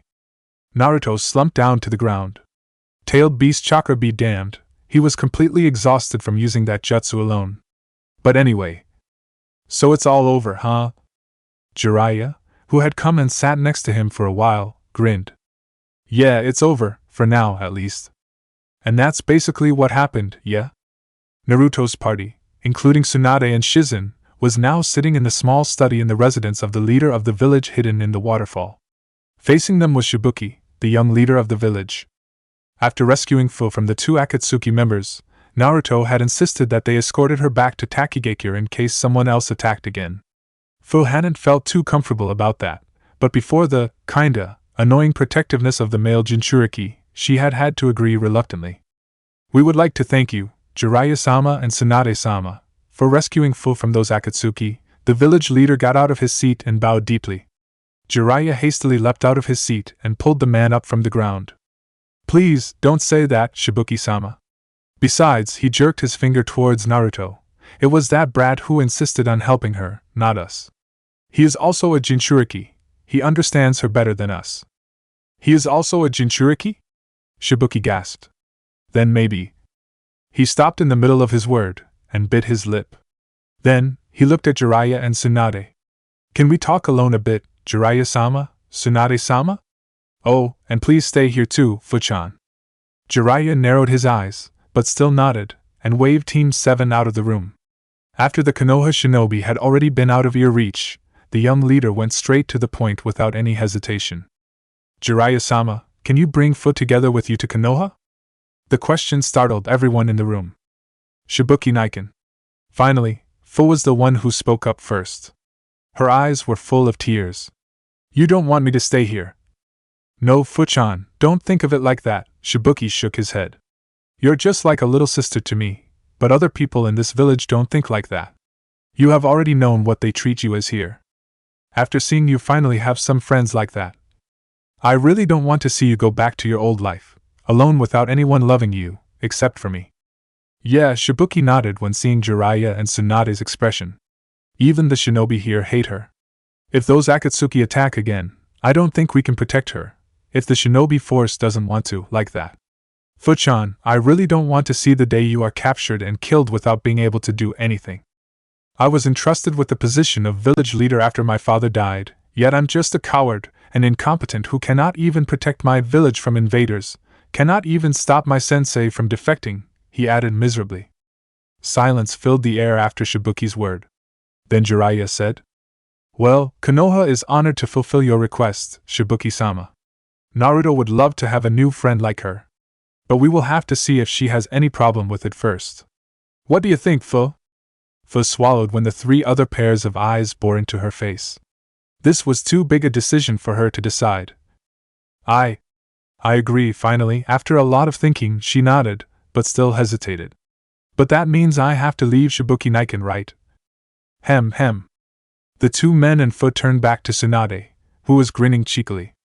About that, I have an idea. Yeah? That was the shared reaction of the three members of Team 7 when hearing the announcement from Jiraiya. The man nodded with an ear-splitting grin. That's right. She will go back to Konoha with us to join our rank of shinobi, and Takigakure has agreed to become Konoha's ally and trade partner, and will open their embassy in Konoha for the first time in years.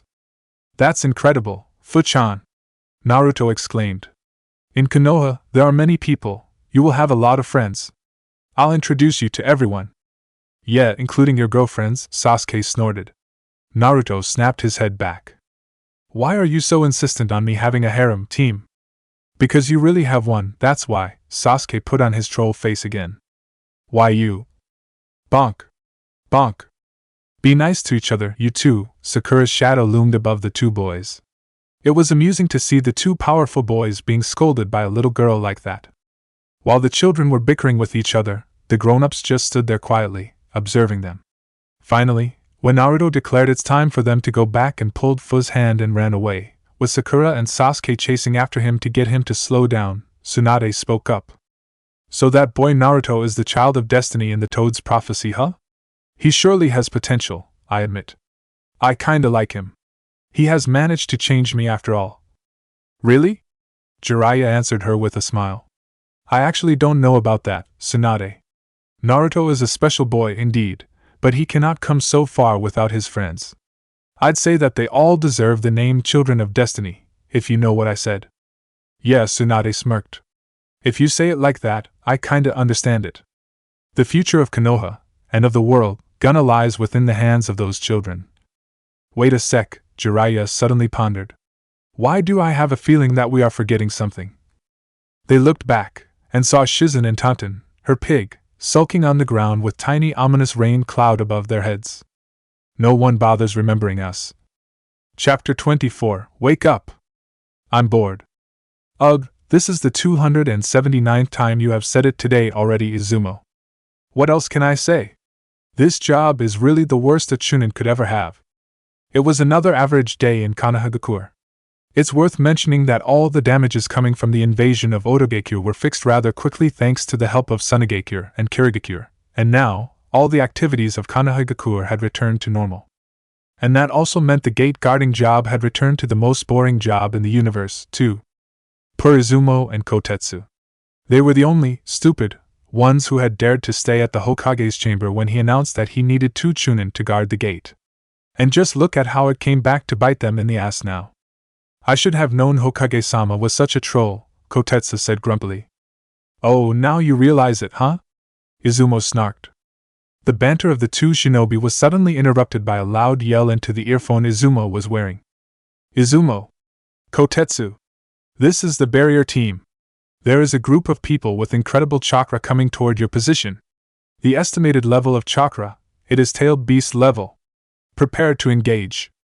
What the fuck? Invasion? Kotetsu exclaimed in shock.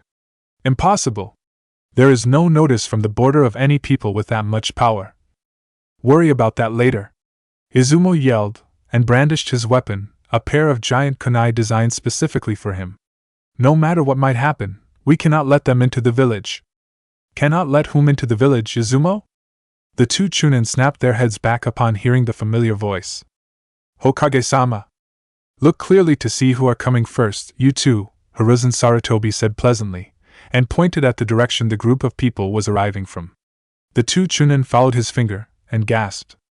No way. That is... The Hokage smiled. Welcome back, Team 7. It seems your mission was a success. What happened to her? Hiruzen raised an eyebrow when he saw Tsunade sulking at a corner of his office. Jiraiya shrugged. Well, obviously because of you. You're much younger than you're supposed to be, so... Everyone's sweat dropped, and Tsunade sulked even more. Ones with good ears could hear her mumbling in her breath something sounded suspiciously like no fair and grandpa is a jerk, and so... Well, the Hokage coughed. Anyway, now that everything was settled, let's get to business, he turned to Fu. So, Miss, and my name is Fu sir, Fu gulped. Being in front of such a great figure of power was a completely new experience for her. Hiruzen smiled. Don't be so tense, Fu-san. It's not like I'm going to kill you or anything. After all, Jiraiya had already told me a few things about you. Welcome to Konohagakure. We will prepare your accommodation soon. Now, Naruto, why don't you and your team show her around Konoha? As for you, Tsunade and Shizen, the Senju clan estate is always ready for the 2 of you. And please get ready for your job as soon as possible, there are many patients in need of your help. All right, the Senju woman yawned. The Hyuga girl first, huh? Better get going to prepare, Shizen. It's been a long time since I last stepped foot into the house anyway. After Team 7 together with Fu, Shizen and Tsunade had gone out of the room, Hiruzen looked at Jiraiya. You know what all of this means, don't you, Jiraiya? The Toad Sage nodded. Of course I know. With us getting more allies and more power like this, surely the superpowers will not stay still. Kumo and IWA might take this chance to wage war against us. It might even lead us to another world war. But, even this is better than letting the Jinchuriki fall into the hand of the Akatsuki. About the other countries, we can find another way. The Hokage closed his eyes. I agree with you on this. We will have to call a meeting between Kages soon. Jiraiya, can I trust you with contacting the other Kages for me? We cannot risk sending these messages by hawks. Jiraiya nodded grimly. Of course, sensei. I will depart as soon as possible. Hiruzen nodded. Good. But before you go, there is something I want you to help me with. And this is Ichiraku Ramen, the best ramen store in the world. Tuchi Ichiraku smiled when he saw Naruto lifting the curtain and entered the shop. Well, if it isn't Naruto and his friends. Come on in, come on in. Naruto beamed. Tuchi Jiji. This is Fuchan. She is moving to Konoha. Oh, and miso ramen for all of us, please. Not everyone is a miso ramen freak like you, Naruto, Sakura deadpanned. I will take seafood with lots of vegetables, please. Beef with tomato, please, Sasuke, as usual. Coming right up. The ramen chef smiled brightly. He turned to Fu. And you, young lady? Fu squeaked when realizing that she was being asked so suddenly. Why, yes? Tsuchi smiled. Don't be scared. Every friend of Naruto is always welcome here. In fact, you can call me Tsuchijiji like Naruto if you want, I don't mind. After all, everyone is a friend here, right? The female Jinchuriki was stunned for a moment. Then, she beamed brightly. Then I'll take what Naruto-kun takes, please, Tsuchijiji. All right. The ramen chef winked at her. And since this is the first time you eat at Ichiraku's, the first bowl will be on the house for you. Right at that time, the chef's daughter, I am Ichiraku, emerged from the back of the store. Seeing Naruto, she beamed. Ah, Naruto-kun. Long time no see. Seriously, are you getting tired of our ramen or something? Naruto grinned back. No way. Ramen is always the greatest food. Then he frowned and muttered, damn Kakashi-sensei and pervy sage, always trying to find a way to keep me from my ramen. Fu giggled upon hearing that. Sasuke and Sakura just rolled their eyes. I am turned her eyes toward the female Jinchuriki. Oh my. Another girl in your harem, Naruto-kun? Naruto smashed his head on the counter. Told you, said Sasuke in a smug tone. My little Naruto is making a harem. I am muttered, then sulked, without me in it. I am Nichin! Naruto exclaimed, horrified and scandalized, with Fu blushing bright red and every other people laughing their asses off. Even Sasuke. Yes, when Sasuke of all people is forced to laugh his ass off, it definitely is something seriously funny. You're never gonna let this down, are you? Never! Chorused everyone around him, and inside him, too. Naruto groaned. Alright, I think we have teased poor Naruto enough. Finally, Tsuchi raised his voice. The ramen is here. Enjoy yourself, children. The 4 bowls were set in front of the shinobi's faces. It's worth noting that there is a reason why Naruto, as well as every other customer here, loves Ichiraku ramen. Just take a look at the bowl in front of Sasuke right now, for example. The noodle strings were curling up inside the bowl like a pure cloud bathing in moonlight, and the rare-cooked, juicy piece of meat was just like a little red moon hiding inside the cloud. The finely cut pieces of tomato covered around the bowl like small stars, making the bowl of ramen a brilliant illustration of nothing else but a night sky. It could be said that each Ichiraku ramen bowl is not a normal ramen bowl, but a masterpiece of art. And the taste, well, you definitely won't have anything to complain about it, I assure you. Just look at Fu right now to see. She had finished devouring her 3rd bowl before Sakura and Sasuke could finish their first. Wow, Sakura's eyes twitched. She really is just like Naruto, huh? Just great, Sasuke groaned. The last thing this village needs is another ramen addict like him. One more please. Chorused the 2 Jinchuriki next to them. Sasuke and Sakura face-bombed. Yes, they are alike. Who is he? Jiraiya looked at the unconscious man in the prison cell and asked. He is a soldier of Orochimaru Kakashi and guy managed to capture during the invasion, Hiruzen explained.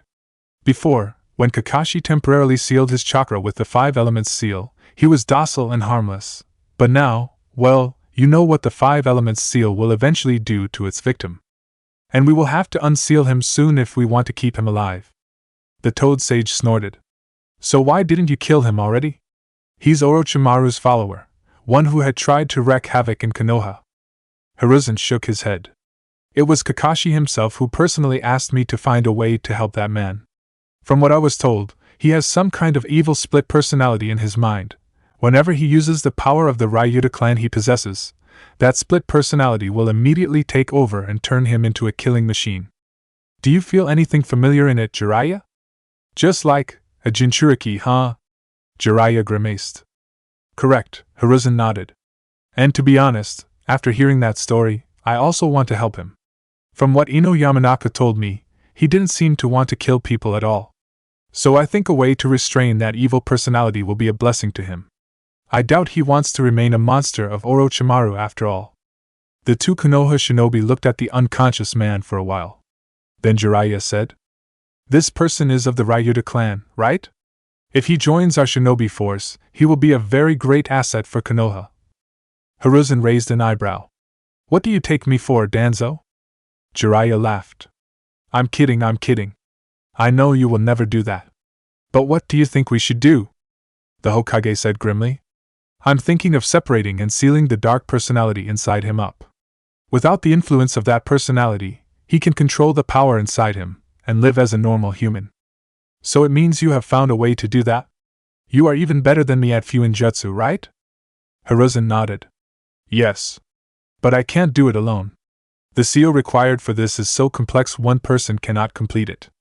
But with you here, things will be different. The Toad Sage grinned.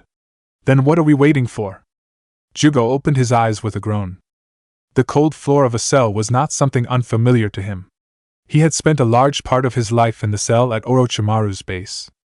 What's different was the two men standing over him, staring. Good morning, the seemingly older one of them, the one with white hair, smiled. Oh no. No! Get out of here! Leave me alone! Jugo's mind immediately went blank in terror. He screamed out, scrambling toward the other side of the cell. Please! I don't want to kill you! Now see here, the man with the goatee said and walked toward him, but that only made Jugo bury himself even further into the wall. Get away! Don't go near me! Then he nearly jumped when the man's hand clapped down on his shoulder. Just calm down. Do you feel anything different with your body? Jugo flinched when he heard the man saying those words. That was true. There were people here, facing him, but he didn't feel anger, madness like he used to. How? Sorry, Ryuta-kun, the man said apologetically. We have sealed up the evil personality inside you without asking you first. Now he won't be able to get out to take over your body and wreak havoc anymore. We should have consulted you before doing that. Jugo's eyes widened. You were able to do that? Of course, the man nodded. From what I have noticed, you don't seem to like killing people, do you? Well, from now on your power is yours to control. You don't have to use it if you don't want to anymore, I assure you. Try it, and you'll see. Seeing Jugo still hesitating, the goateed man smiled. Oh, come on. You doubt the skill of the Hokage that much?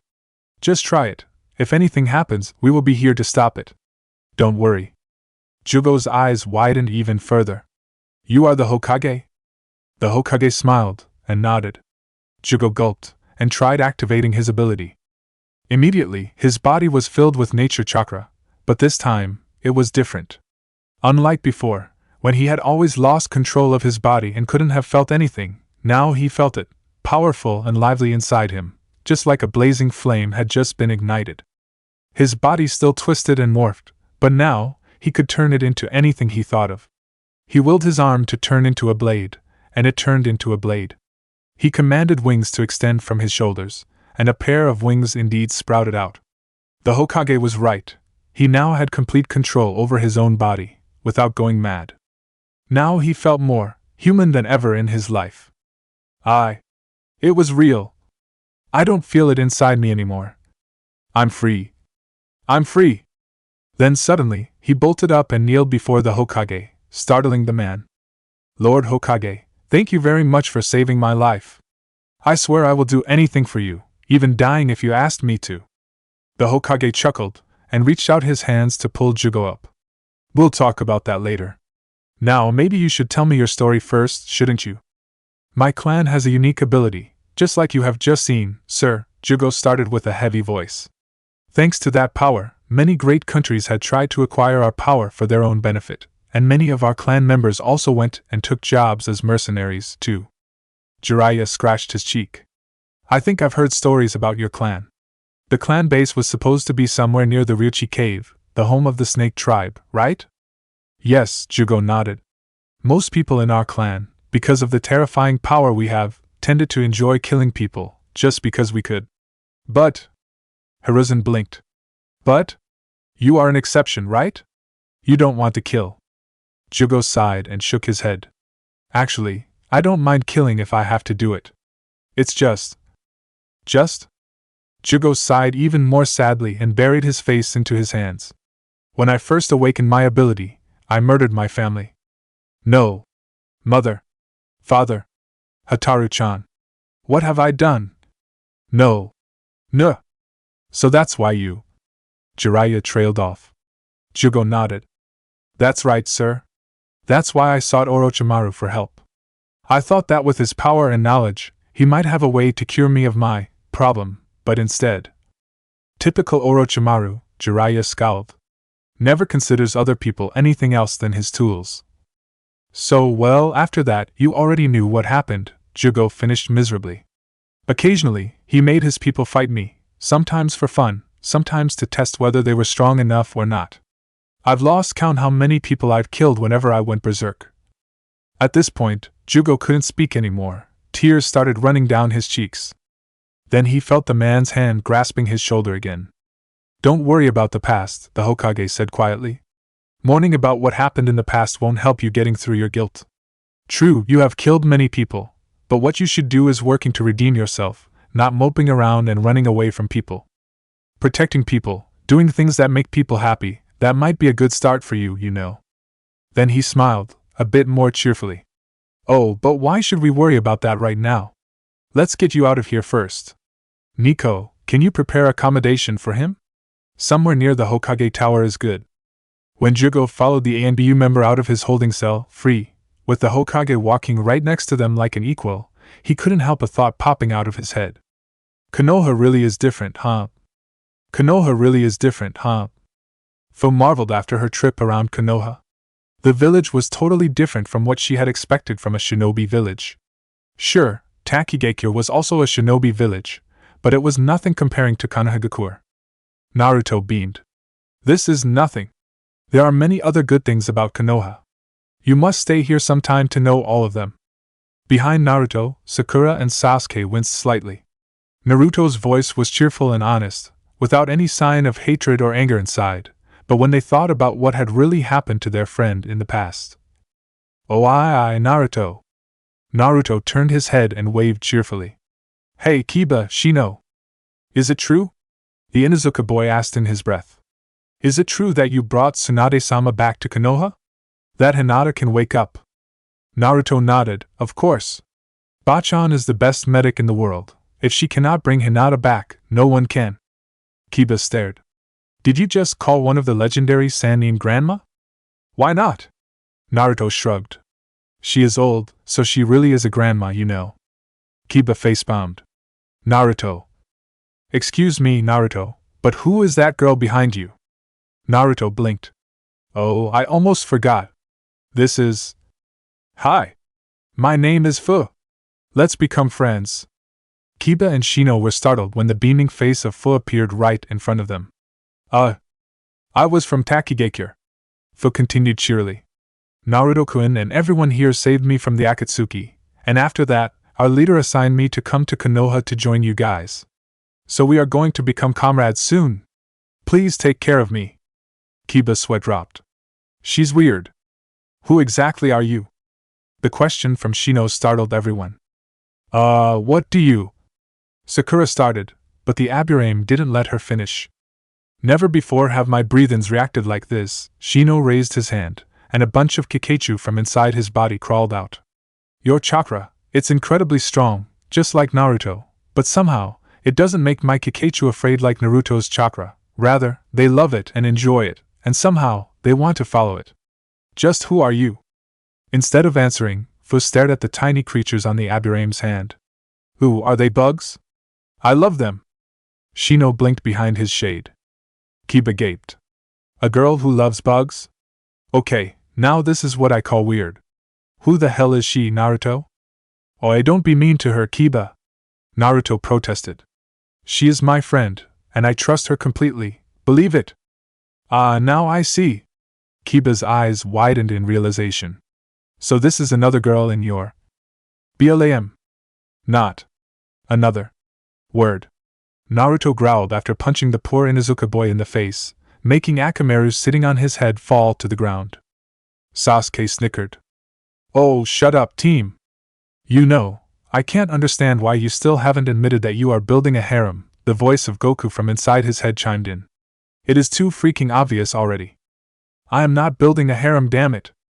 Suddenly he felt Sakura's hand grasping his shoulder. Naruto, she whispered with a sweat drop. Even if you really didn't, now everyone in the town has already known it. Naruto looked around, and paled when he realized what he had just done. Ugh. Then he frowned. Hey, wait. What do you mean I really didn't? The pinkhead shrugged. Well, if Naruto trusts you, there is no reason for us not to, Shino nodded. Welcome to Konoha, Fusan. My name is Shino Aburame, nice to meet you. He raised his hand, and Fu grabbed it with both her hands with a cheerful smile. Thank you, Shino-kun. I hope we can become best friends. Had Shino not been wearing his usual jacket, everyone would have been able to see his blushing face under the high collar. This village is getting weirder and weirder. Kiba groaned. Akamaru whined. The streets were always something alien to Jugo. Well, it was obvious, considering years of imprisoning in Orochimaru's base without being able to see the sun, and his madness. Walking around in somewhere with so many other people, looking at them talking, laughing and doing daily things like this, it made him feel more human than ever. Wow, Oniai-san, you're so big! Jugo blinked. At his feet, a little boy who was definitely no older than 5 was looking up at him in awe. This was the first time someone dared to go near him like that, when he wasn't even restrained. He smiled, and kneeled down to rub the little boy's head. Then suddenly he felt himself unable to move a muscle. Shadow possession jutsu success. It was Shikamaru who bound him in place with his signature jutsu. On the boy's face, there was a deep expression of rage. Ino, get the kid out of there! He barked. Choji, get ready to hit him with the most powerful technique you have. Oh no! On it! Partial expansion jutsu. Then Jugo was sent flying by a punch from the fat boy. He crashed on the ground painfully. Everything became a blur around him. He could only see a vague image of something very big starting to descend on his head. His instinct screamed at him to tap into his power, not to return fire, but to survive. But what you should do is working to redeem yourself. No. He would not use his power. That would only prove that he was still the bloodthirsty monster who destroyed things on his whim. He would not use it, not to fight people in the village he was going to settle in. Not after that man, the Hokage, had helped him and put all of his trust in him. He closed his eyes, ready to take whatever was going to ram on his head. No! Stop! The scream rose so suddenly even Jugo himself was startled. What the? Ino, what are you doing? Everything in his eyes was still blurry, so he couldn't see clearly. But had he been able to do so, he would have seen the blonde girl of the group standing in front of him, her arms spread wide, preventing her teammates from attacking him. Just wait, the girl said, her eyes locked at the two boys. Ino, this is the monster who nearly flattened half of Konoha, don't you remember? The Shikamaru gritted his teeth. We have to stop him before it happens again. No, Shikamaru! Ino yelled back. Don't you remember when I got into his mind? He tried to protect me from that monster. And his eyes right now are just like that time. You can't be serious. Shikamaru barked. If he destroys the village again, who will take the responsibility? I. Ino hesitated. Then she also barked, even harsher than the boy. But even so, you cannot just go and attack him like that. It's just wrong. He hasn't done anything wrong, yet. Yet? Are you mad? He tried to destroy our village once. What makes you think he won't do it again? You know what, Shikamaru? If you keep saying that, someone you know will be very sad. The sudden voice made everyone jump. Shikamaru's head snapped back. Asuma. Stand down, Shikamaru, the bearded man commanded. Shikamaru still looked like he wanted to protest, but a hand put on his shoulder immediately shut him up. The Jonin grinned with the cigarette still on his mouth. That man is not a threat to our village anymore. My father helped him. Now he is able to live as a normal man in Konoha with us. Seeing Shikamaru still wanting to complain, Asuma's face hardened. Shikamaru, the Hokage himself, has assured about his credibility. Are you questioning the decision of the Hokage? I know, but the Nara flinched. Ugh, all right, so troublesome, he muttered. Choji breathed out in relief, and deflated himself. Obviously he didn't want to stumble into a fight like this, either. While the boys were talking, Ino walked to where Jugo was lying and pulled him up. Are you alright? Sorry for my teammates attacking you without asking like that. Jugo groaned and pushed himself up. No. It's alright. I was the one who attacked your village at the first place anyway. I'm sorry. Ino smiled. If the Hokage says you are a good guy now, then you are a good guy. I trust you. After all, this is not the first time I met you, right? Jugo also smiled back. Yeah. Well, that's that, Asuma smiled, throwing his cigarette away. Now, it's time for the barbecue party to celebrate Shikamaru's promotion, right? Jugo-san, if you want, can you join us? I'm sure my team will want to know more about you. He looked at the orange-haired man. Appalled, Jugo could only nod dumbly. Great. Then let's go. Ino smiled happily, and pulled the male's arm, as if they were already friends for a long time.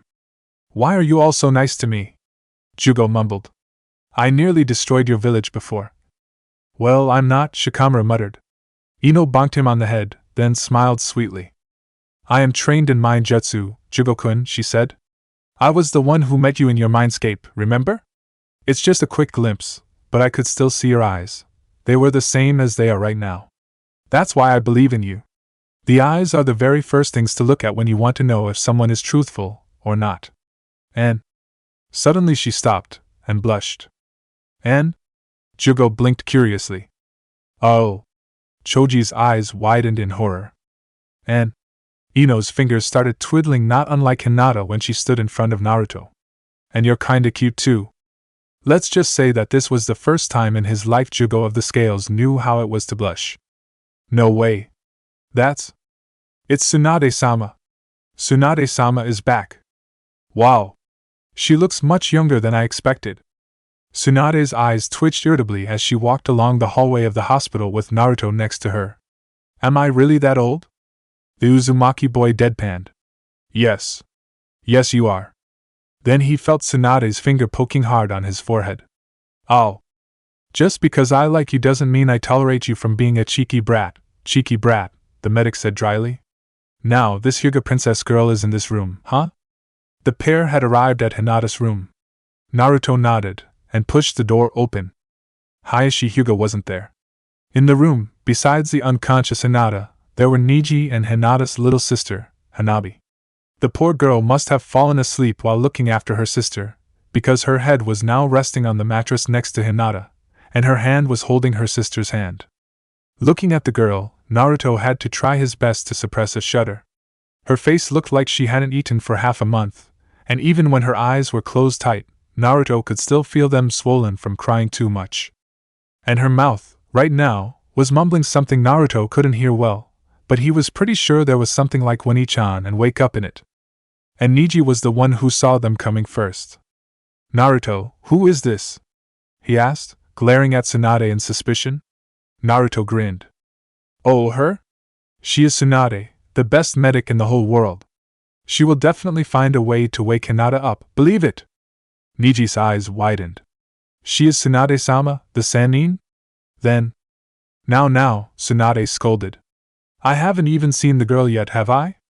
She walked across the room towards Hinata's bed and put a hand on her body, starting to look for damages. Her face turned into a frown with each inch she scanned the girl. Then after finishing, she demanded with a rather cold voice. Who was the one who did this to her? An awkward silence covered the room. Then Neji answered in a heavy tone. It was me, Tsunade-sama. Tsunade's eyes narrowed. And you are? I am her cousin, milady. Suddenly killing intent spiked inside the room like a raging flame. And the next thing the Hyuga boy knew was pain racking across his ribs as the legendary medic grabbed his collar and slammed him into the wall. Bachan? Naruto exclaimed in horror, but Tsunade didn't let him finish his sentence. She growled in a menacing voice. What in the 9 layers of hell did you do that for, bastard? Do you know what you have done? Neji could only choke out those words upon the massive killing intent aiming at him. Right at that time, Hanabi woke up.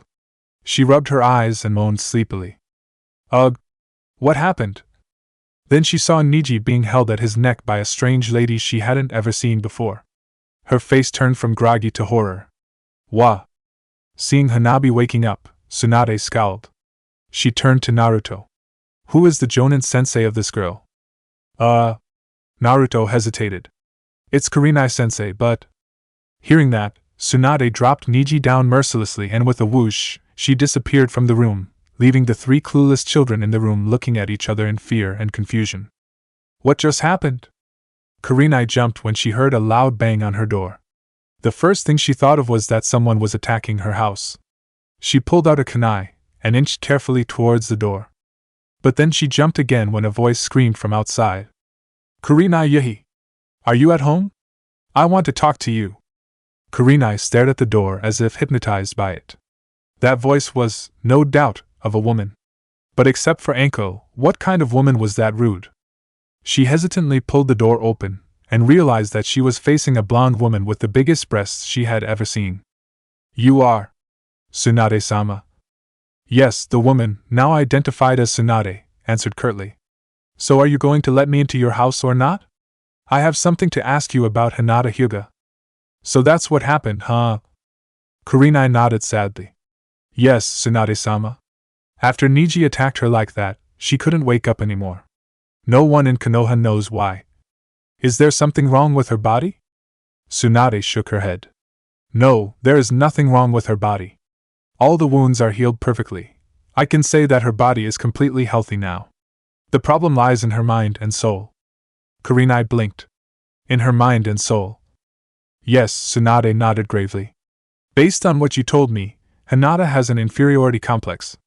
Years of expectation from her father, the little sister who is better than her in everything, and a cousin who despises her with all his heart. I'm surprised she hadn't cracked down for so long with all those pressures on her head. But now, after the cowardly action that very same cousin pulled to try to kill her after she had managed to overcome her fear and stand up against him, I'm afraid her hope and faith, together with her soul, was shattered. That's why her body is ready, but her mind simply refuses to wake up. Kurenai's eyes widened in horror. But that means... Tsunade sighed. Yes. Even I cannot wake her up, if that's the case. There is only one person in this world that has a chance of bringing her back. Tsunade pushed the door of Hinata's room open. But now, there were only Naruto and Hanabi there. Where is Neji Hyuga? She barked. Naruto looked confused. He just left a few minutes ago, but... Tsunade paled. Shit! We have to find him immediately, or else Hinata might never be able to wake up. What? Neji held the point of the knife at his stomach. Tsunade-sama was the best medic all over the world. And yet, considering her action, it must mean that there was nothing she could do. Even the legendary medic couldn't help him redeem himself. There is only one thing for him to do now. If there was no way to wake Hinata-sama up, then there was no reason for him to stay in this life anymore. The knife descended on his bare torso mercilessly. Zip! Bang! Or it would be, had someone not shot it out of Neji's hand before it could connect with its target. What do you think you are doing, Neji? It was Hayashi who knocked the knife away. The man was now staring at Neji with his stern eyes. You should have just let me die, Hayashi-sama, Neji answered with a heavy voice. I have failed you. I had tried to kill Hinata-sama, and now it seems she cannot wake up anymore. If that's the case, I should also die. I couldn't fulfill my duty of protecting her in this life. I must fulfill it in the afterlife. Why do you want to wake her up so much? Hayashi asked sharply. She is much weaker than you. You yourself have said that she wasn't worthy of being a Hyuga, right? Neji sighed. I had thought that, Hayashi-sama, until she defeated me in the Chunin exam preliminary. Hayashi's eyes widened. How hadn't he known about this? Yes, Hayashi-sama, Neji nodded. Not only had she dared to stand up against me, she had also created a completely new style to neutralize the gentle fist. It was crude and imperfect, but it really worked. It actually was her, not that Sakura girl who first defeated the fate I used to believe in. She really wasn't worthless at all. The Hyuga clan head couldn't even say anything. It's not like he hated Hinata for being weak or anything, but she really was weak for a Hyuga, and for her to actually be able to do that. Could it be what he had thought all the time was wrong and... No, his way of teaching his children couldn't be wrong. Or might it be? Yeah, Neji finished miserably. That's why I cannot stand seeing her suffer like this anymore. If she has to die because of me. Who said she is going to die? The two Hyuga males snapped their heads back. Tsunade was standing by the door, with Kurenai next to her. Neji sputtered.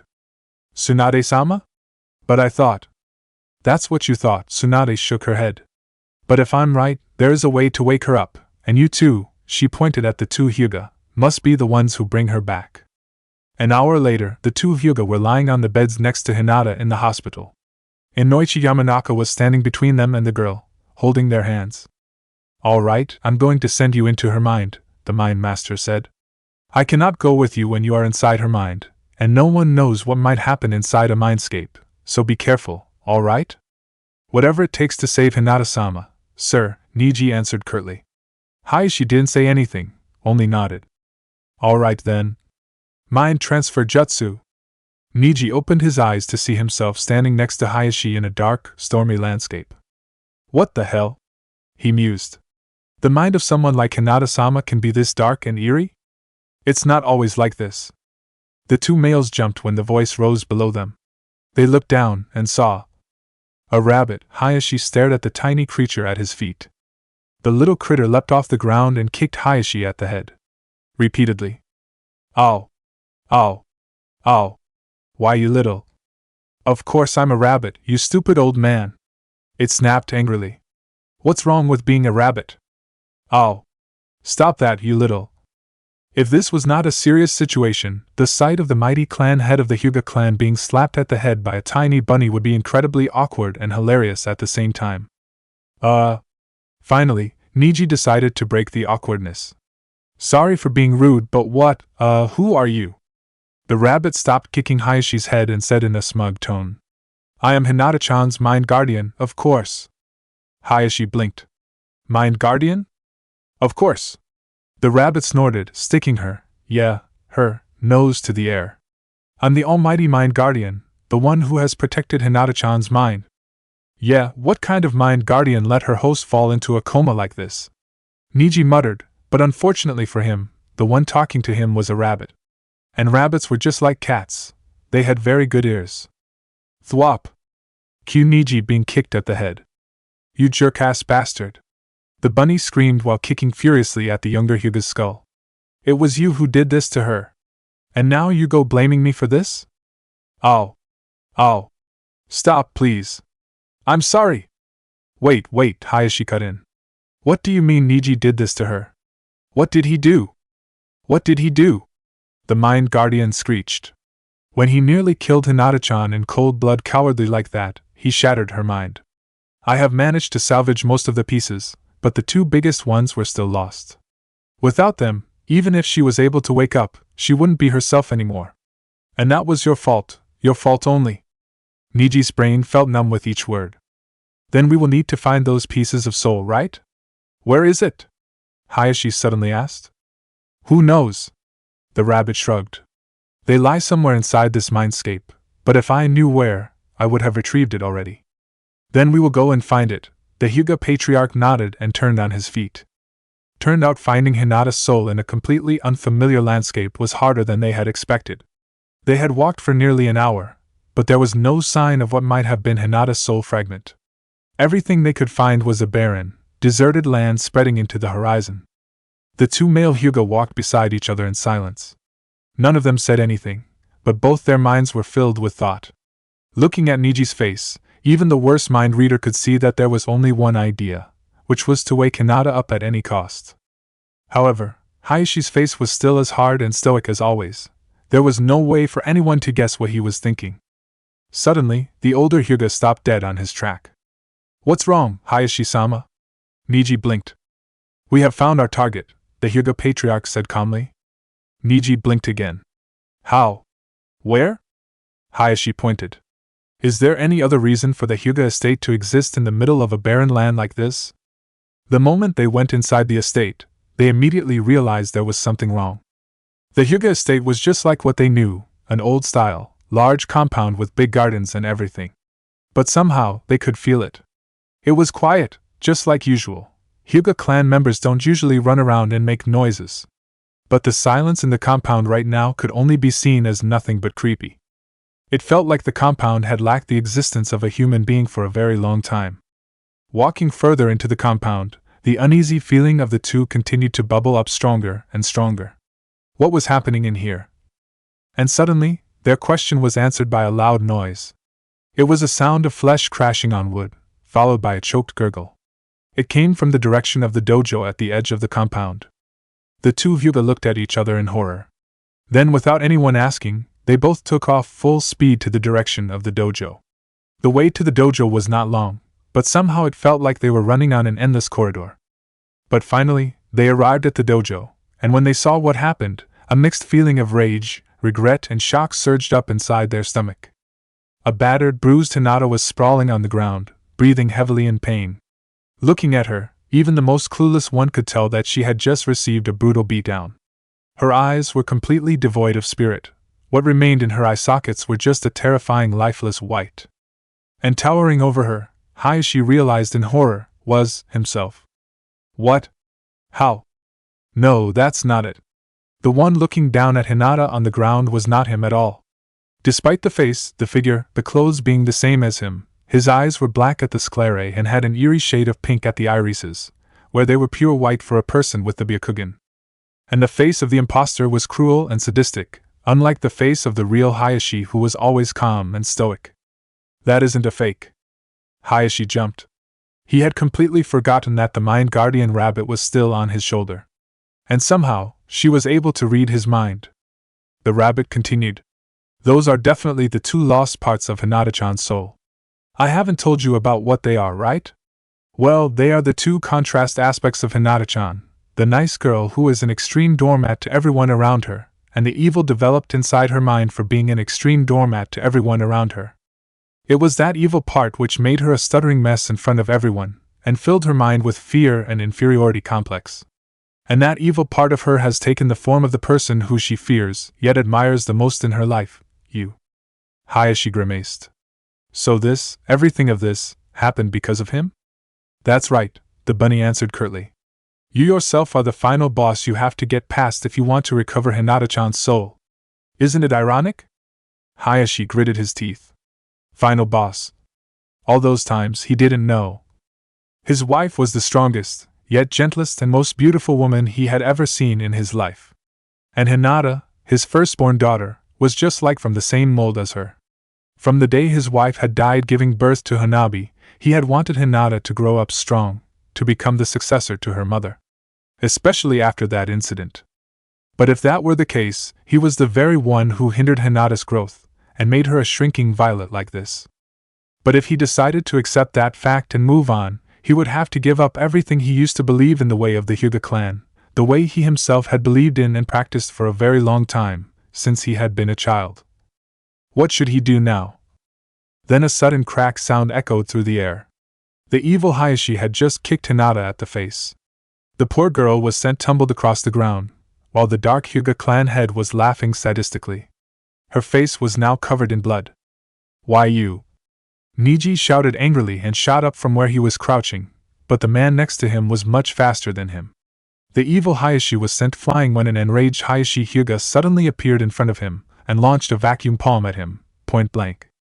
I tell you, the real Hyuga patriarch growled in rage, no one is allowed to do that to my daughter, even if that someone is myself.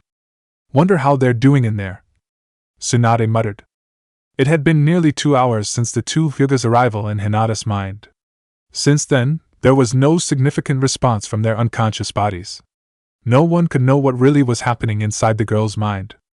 Suddenly, beep, beep, beep, beep, beep, beep. Tsunade-sama. There is a reaction from Hayashi-sama. Tsunade immediately snapped out of her idle state. Report. She barked. His heartbeat is becoming faster and more erratic. The nurse answered. It's like he has started a fight, but... Tsunade's eyes narrowed. No, he is fighting. That must be it, she mumbled. A battle in the center of the mind? One of the doctors gasped. Is it even possible? It is definitely possible, Inoichi nodded. But it also brings a lot of risk. Damages from an outside battle might be able to be healed, but if something bad happens to the soul inside, well, let's just say it won't be good. Well, let's prepare the emergency procedure immediately. Tsunade ordered. He is safe for the time being, but we have to be ready. And call a Hyuga clan member here, just in case. Yes, ma'am. When the other nurses and doctors scattered to prepare, Tsunade looked down on Hayashi's body and grimaced. I hope you know what you are doing, Hayashi. Byakugan. Most techniques of the gentle fist taijutsu style are basically just the application of chakra to the correct points on the target's body. Theoretically, anyone with good chakra control, such as most medic nin, can use it. However, that's exactly what is different about gentle fist, correct? With the signature style of the Hyuga clan, there is no need for brute force. Instead, to make the best use of the gentle fist, accuracy is a must. That's why the Byakugan is a core element of the gentle fist. The wide line of sight, together with the deep penetration of vision, is the perfect support for this type of taijutsu. And that also means when a Hyuga activates his Byakugan in battle, he is getting serious. But when Hayashi activated his Byakugan, he immediately felt something wrong. What the? How? The body of the dark Hayashi didn't have any tenketsu at all. Instead, chakra lit up all around his body, as if he was made of pure chakra alone. He is the embodiment of a perfect Hayashi Hyuga in Hinata-chan's mind, the rabbit quipped from afar. Hinata-chan has always admired you. Everything about you in her mind is the best she can think about. You are the strongest, mightiest, perfect warrior of the Hyuga clan in her point of view, so be careful. This Hayashi Hyuga might as well be as strong as that. Hayashi grimaced. That's why his enemy didn't have any tenketsu. The gentle fist can deal significant damage to enemies by shutting down the flow of chakra through the tenketsu system inside the target's body. But if the target's body is made completely of chakra, well, let's just say even if there were tenketsu for him to shut down, they would just be forced open immediately. People tend to say that the most difficult enemy is yourself. And now he was going to face that most difficult people to get back his daughter. But even when I treated her like that, she still admired me, loved me, thought of me as a perfect person. Hayashi's hands curled into fists. A drop of tear trickled down from his eyes. I really don't deserve this. Forgive me, Hinata, my daughter. His nails bit into his palm. He raised his fist, pointing it at the dark Hayashi. That's the reason why, even if you are more powerful than me, even if you are perfect, I still have to defeat you. To save my daughter. To redeem all the mistakes I have made in the past. He slipped into his gentle fist stance. Now here I come. The dark Hayashi actually didn't even bother waiting. Right when Hayashi finished his speech, he charged at the man like a bullet. His palm lashed out, aiming at where Hayashi's heart lay, obviously aiming for a one-hit kill. But Hayashi Hyuga wasn't the strongest Hyuga for naught. Even if his speed wasn't as fast as his doppelganger, he still had the reflex and experience of many years of fighting in wars. Therefore, predicting the attack coming from one who used the battle style of the Hyuga clan, of himself, was very easy. He flicked his hand, deflecting the strike and lashed out his own hand, intending to return the strike to his enemy's own heart. But, with the Byakugan activated, Hayashi could see even things above his head. Oh crap! That's what allowed him to retract his hand fast enough to fend off the hand of his enemy, deflected by his hand before, suddenly stopping midway and dropping down his head with a force he had never felt himself using before. Luckily for him, he managed to stop the strike and rolled away, but his wrist still felt numb as if a hammer had just struck it. The doppelganger turned on his feet and lashed out at him again. He couldn't risk it any further. Rotation. It's worth noting that Hayashi was one of the rare people who managed to make 8 trigrams revolving heaven, a technique developed for defense, into an offensive technique. The power of his defensive technique was so great not only could it stop the enemy's attacks, it also generated a force which could suck enemies in and tear them apart like a tornado when he used it with maximum power. And now, he couldn't hold anything back. The jutsu was unleashed with everything he could pull out from his body, and his enemy was so close. There's no way he could escape from this. And it was true, the doppelganger didn't bother dodging. Instead, he matched Hayashi's rotation with his own. What the? Now it was Hayashi himself who was sent away. The power of the doppelganger's jutsu completely outmatched him, and even with his own rotation defending him, Hayashi was still sent stumbling back a few steps. Hayashi-sama, I'm coming to help you. Neji yelled, activating his Byakugan, but Hayashi snapped. No, Neji, stay there. Try to look for an opening and retrieve Hinata. Then he growled. This is my fight, and my fight alone. The problem is just how long I can keep this up. Hyuga pushed open the door and looked into the room. Tsunade-sama, you summoned me? Tsunade nodded. Yes. Right now I need you to pay close attention to Hayashi and Neji here with your Byakugan in case there is something happening to them. Can you do it? Ko blinked. Of course I can, Tsunade-sama, but… Then he saw the unconscious bodies of Hayashi and Neji on the bed. Dear Kami! What happened to them? Did they… No, they're not dead, Tsunade interrupted him. However, the fight they are going through right now might be the worst fight of their lives. That's what I need you for. Your Byakugan can follow and keep track of chakra. It might be the very thing we need to help them. Is that so? Ko muttered, and activated his Byakugan. Oh, you're right. Their chakra is fluctuating as if they're in a fight. Then his eyes widened. Tsunade-sama, there is some problem. After a vicious strike, Hayashi jumped back a few steps and exhaled. The fight was becoming fiercer and fiercer. The enemy had his body and skills, and yet his power and speed and chakra far exceeded that of his own. The brutality of the doppelganger wasn't any help either. However, Hayashi did figure out one weak point. From the start of the fight, the doppelganger hadn't once left Hinata's body, which was lying on the ground all the times.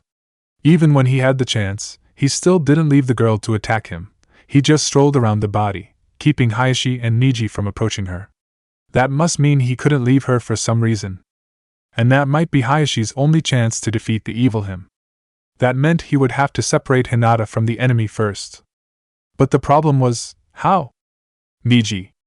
Said boy was startled when he heard Hayashi calling him. Why yes, Hayashi-sama? Do you trust me? The sudden question made the boy blink. Was this the time to talk about something like this? Sure, he had made peace with the Hyuga patriarch before, but that didn't mean… His words choked midway in his throat when he saw the face of the older Hyuga. Hayashi was always serious, sure, but Neji had never seen him like this before. His face was not only deathly grim, but also showed a hint of pain and anguish.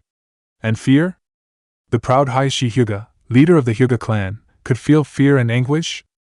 I trust you, Hayashi-sama. Finally, he managed to gulp. Hayashi nodded.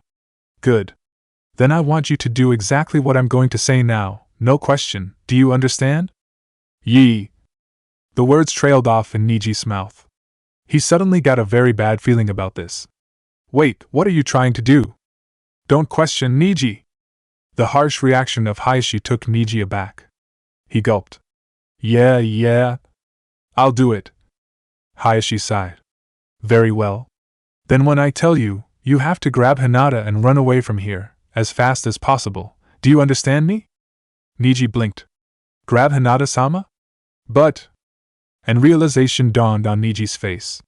He yelled. No, I can't do that.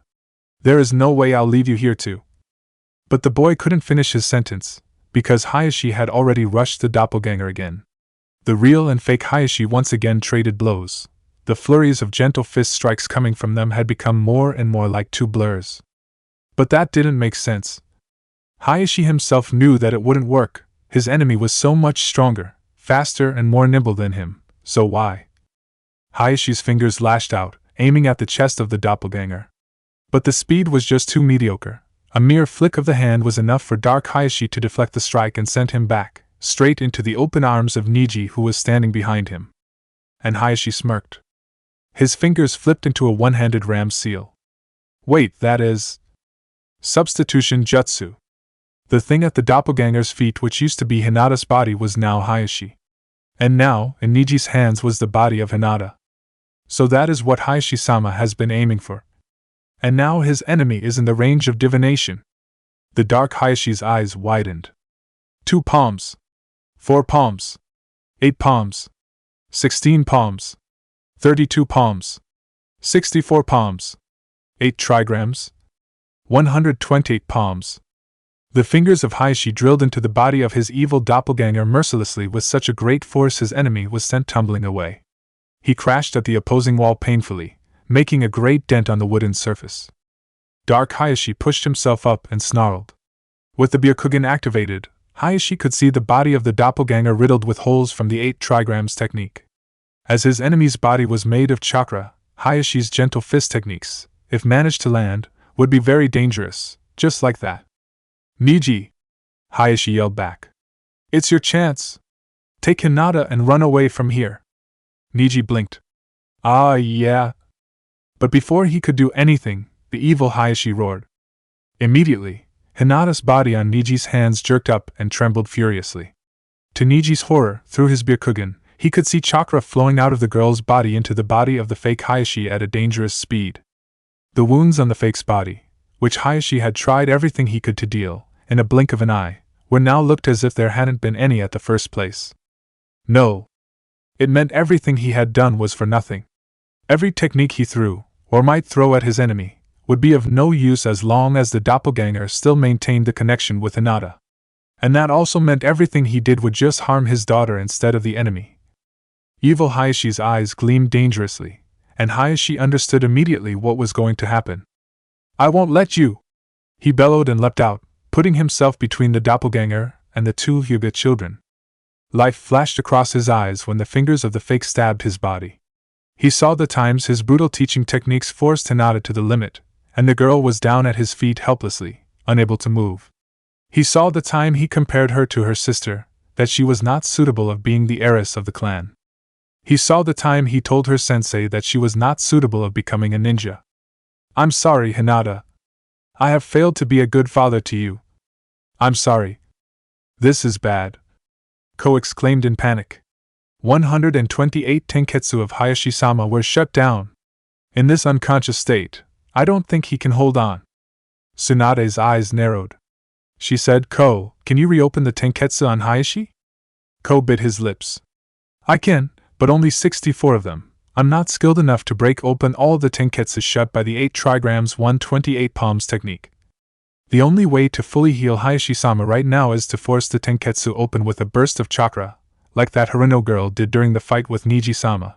But that way can also be used to break the 8 trigrams techniques? Interesting. Seems that Haruno girl is not all talk after all. Alright, Tsunade said, first, just reopen as many tenketsu of Hayashi as you can.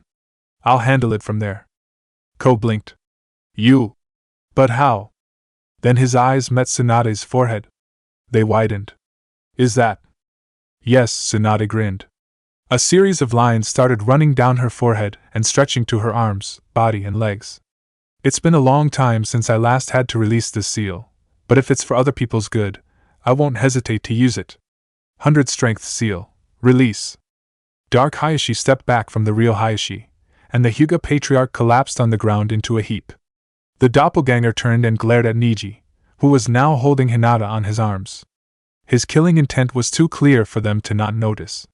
Even Neji was forced to tremble before the massive pressure pouring down onto his head. Dark Hayashi started walking towards the two children. Neji gritted his teeth. Nothing was more certain than that he was afraid. But he gently put the body of Hinata down, and stood up, glaring at the advancing Dark Hayashi. He slipped into his gentle fist stance, his Byakugan flared up without even flinching. Even if I have to die here, I will not let you touch Hinata-sama again. It is my duty as a member of the branch family, and the duty of a brother. Then he felt something behind him shuffling. The guardian bunny had climbed on Hinata's body, and was now sitting on her chest. Her two front paws were clapping together in front of her chest. It's time to return everything to you, Hinata-chan, she murmured with her eyes shut. Suddenly the expression of Dark Hayashi twisted into a snarl of anger and fear. He charged ahead, obviously with the intention of getting past Neji to attack the two behind him. But there was no way Neji would let him do that. Chakra exploded from his body, and he performed the most powerful rotation his body could afford. Taken by surprise, Dark Hayashi couldn't react in time and was sent flying back by the overcharged rotation. He backflipped a few steps, growled, and charged Neji again. A palm full of chakra and hatred lashed out towards the boy in an incredible speed. Neji managed to bash the hand away, but he couldn't expect the doppelganger to deliver a brutal kick to his stomach. He gasped and crumpled into the ground, and evil Hayashi threw him into the wall with a loud thud. Leaving the defeated Hyuga boy at where he was lying, Dark Hayashi charged at where Hinata was lying, his palms glowing brightly with chakra. The bunny opened her eyes and melted into Hinata's body. Immediately, the girl's body exploded in a brilliant flash of blinding light. The fake Hayashi was thrown away by the sheer force of the explosion, and Neji had to hastily deactivate his Byakugan and close his eyes to avoid being blinded. The light finally faded, and Hinata let out a loud gasp. At the same time, Dark Hayashi crumpled to the ground and held his chest painfully. Hinata pushed herself up from the ground. Her eyes, while confused, had their life and spirit returned. She looked around. Neji Nizin. Hinata-sama! Neji exclaimed in relief. You're all right. No, how dare you! The two children snapped their heads back. The Dark Hayashi, for the first time since they had faced him, spoke. His eyes weren't in the bright white color of the Byakugan anymore. Now they were glowing a blood-red color. You are not defying me! And he shot towards Hinata. The girl was now sitting on the ground cluelessly, and there was no way she could react fast enough to stop the definitely killing strike from the incoming enemy. Neji, forgetting everything about his injury, forced himself up and ran towards Hinata to protect her, but there was no way he could reach her in time. Ha! Suddenly a blur from nowhere appeared between Hinata and Dark Hayashi and rammed into him with the force of a bullet, making him stumble back. The two Hyuga children gasped at the same time. Father! Hayashi-sama! Hayashi was now standing firm in front of the two children, facing the gasping and snarling evil doppelganger with his usual stoic and stern expression on his face. The only different things were that there was completely no injury on his body anymore, and his fists were covered with two lions' heads made of glowing blue chakra. Yeah, alright, but what is that technique? I haven't seen anything like that before. Look at this, Hitomi. The technique you left for me before you passed away. The technique I swore not to use again. I'm using it to protect our daughter. 2 fists. 4 fists. 8 fists. 16 fists. 32 fists. 64 fists. 128 fists. 8 trigrams. Hayashi's eyes flashed. 361 lion fists. Hitomi Hyuga had been a very sweet and gentle woman, but in battle she had been, and still was, a nightmare to so many shinobi of the elemental continent. She was also the one who invented many techniques which were considered some of the most dangerous techniques of the gentle fist style. And one of them was the 8 trigrams, lion fist technique. Different from the other gentle fist techniques, instead of attacking the tenketsu to shut down chakra movement, or striking the internal organs to kill, the lion fist shaves off chakra from where it strikes. And it usually wasn't a lethal technique, but when used in conjunction with the ultimate 8 trigrams technique, 8 trigrams, 361 palms, a technique with a speed so great it rivals the hidden lotus with 5 gates open, like Hayashi was doing right now. All chakra was ripped from the doppelganger by the flurry of strikes. Without the connection to Hinata, he couldn't recover anymore. He collapsed on the ground face down like a puppet being cut off the strings. The only thing showing that he was still alive was that his body was heaving up and down slightly with each breath he took. And when the 3 Hyuga approached him to see, they all let out a collective gasp of surprise and shock. The one lying in front of them wasn't a Dark Hayashi anymore. In his place there was a frail, fragile girl with a dark brown shade of skin. She looked up, and the 3 Hyuga unconsciously took a step back in horror. The face glaring at them with a pair of eyes full of hatred was the face of Hinata. So this is what that rabbit meant when she said that was Hinata-sama's evil side. Neji grimaced. Yes, but it will not remain in this world for long, Hayashi said, and raised his hand, ready to deliver the finishing blow. No, father, stop! Hayashi's hand froze in midair upon Hinata's sudden cry. What? He asked with a startled expression no one had ever expected to see on Hayashi Hyuga's face. Instead of answering him, Hinata walked from behind him up to where her evil side was lying. She crouched down, and did something no one could expect. She pulled the evil her up and hugged her. Everyone was appalled. Even evil Hinata. What? You are a part of me, Hinata murmured. You might be the evil part of me, but you are still a part of me. People cannot become good if they deny the existence of their dark side. Am I right? She looked back at Hayashi with a meaningful gaze. A good person is not someone who refuses that they have darkness in their heart, but one who accepts the darkness and chooses to never succumb to it. Hayashi nodded, and smiled. I take back my word before. You really are Hitomi's daughter, my daughter, Hinata. I'm proud of you. Hinata smiled brightly, the brightest smile anyone had ever seen her smiling.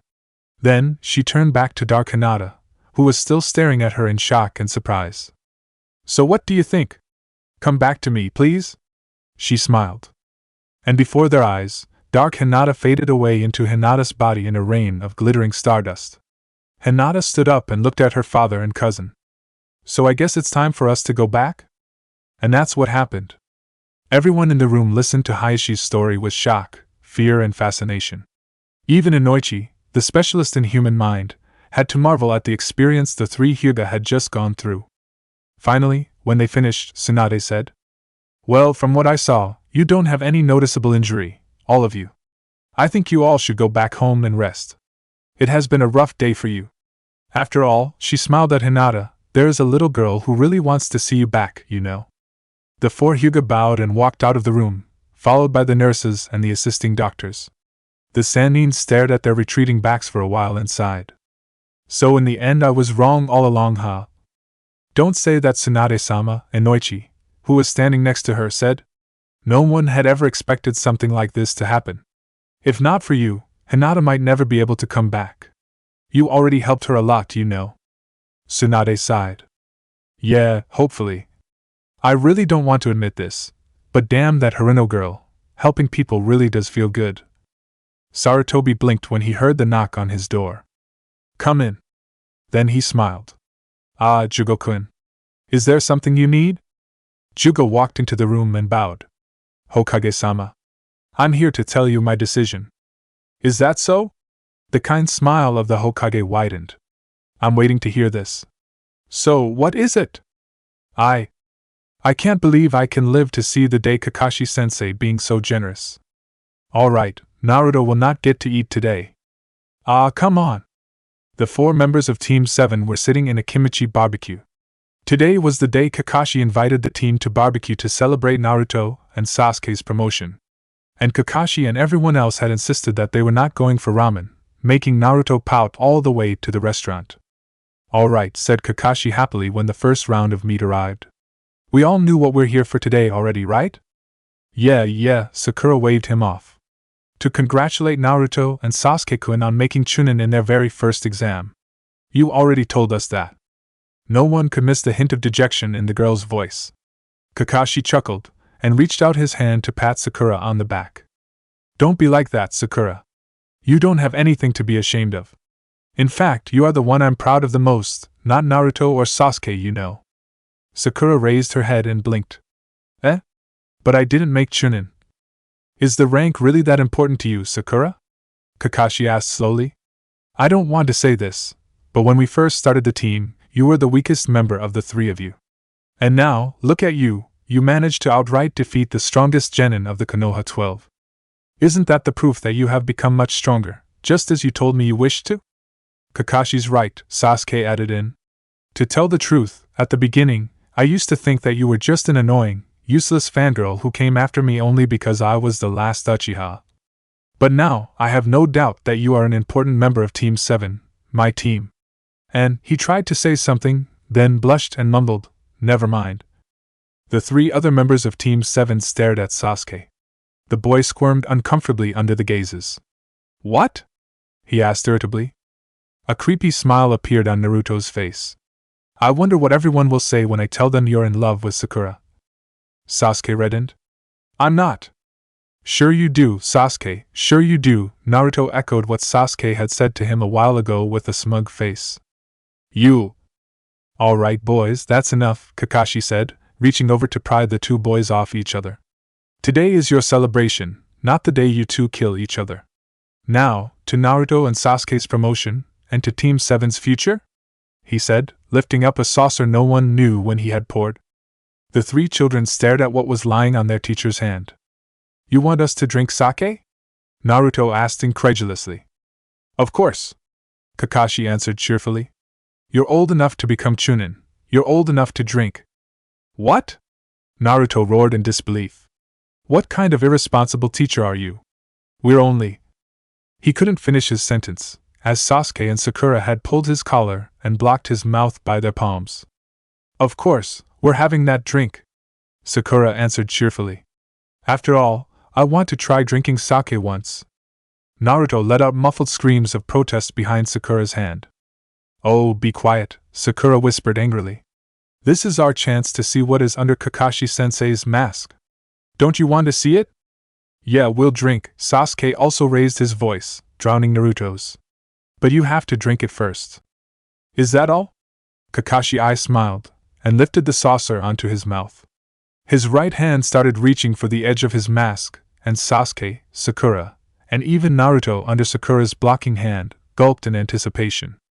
He pulled the mask down, and Sasuke and Sakura fell down comically in disbelief. Under Kakashi's mask was another mask with a slit at the mouth for him to drink from there. What the hell? Sakura shrieked. Another mask. For the first time in a while, Sasuke showed an expression of shock and being weirded out horribly. I tried to tell you. Naruto mumbled in his breath. So? Kakashi smiled again. Ready to try your first saucer of sake? The 3 Team 7 members gulped. Uzumaki-san. Naruto blinked seeing Hyuga bow in front of him. What's wrong, Hyuga-san? Did I do something wrong? He asked nervously. Hayashi-sama wants to meet you, Uzumaki-san. He requests that you go see him at the Hyuga compound at once. Please follow me.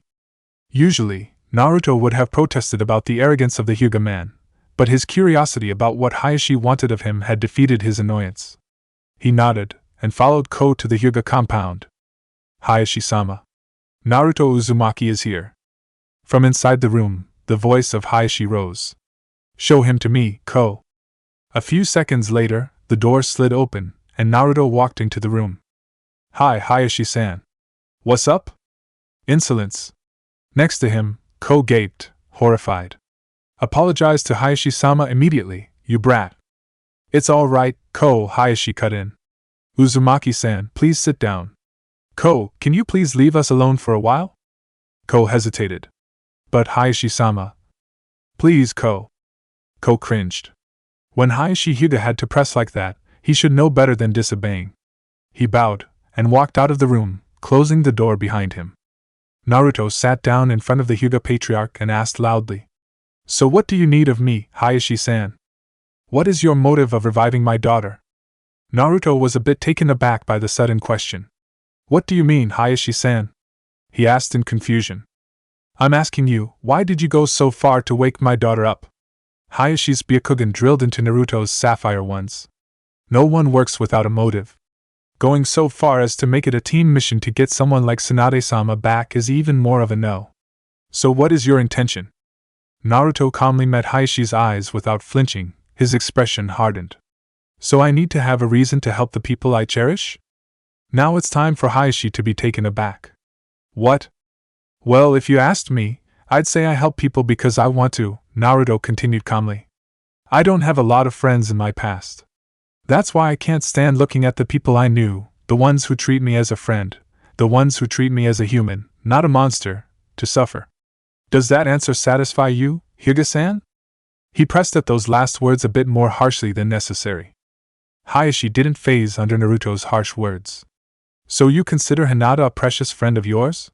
He asked, his eyes still fixing on Naruto's face, scanning for any sign of lies. Naruto nodded. Yes. I'm proud to say that she is one of my most precious people. She is the very first person who didn't run away from me, or glare at me like I was going to kill their children.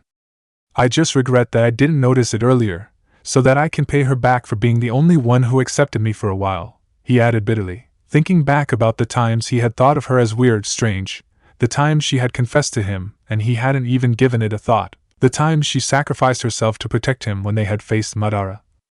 Hayashi had been looking at him with a very strange expression on his face since Naruto started expressing himself. Finally, when the boy finished, he closed his eyes, then stood up with an unreadable face. I see. Thank you for your time, Uzumaki-san. You can go. And he walked out of the room, but when he got past Naruto, he suddenly said something which shocked Naruto and even all the tailed beasts inside him. Please take care of my daughter. Kakashi, can I ask you for a favor? Kakashi turned a page of his inherited copy of Ika emotion when he heard Sasuke's question. HM? You need something of me, Sasuke? You have the Mangekyo Sharingan, don't you? That question actually snapped Kakashi out of his reading enthusiasm. He lifted his eyes off his book and looked at the Uchiha boy with an alarmed eye.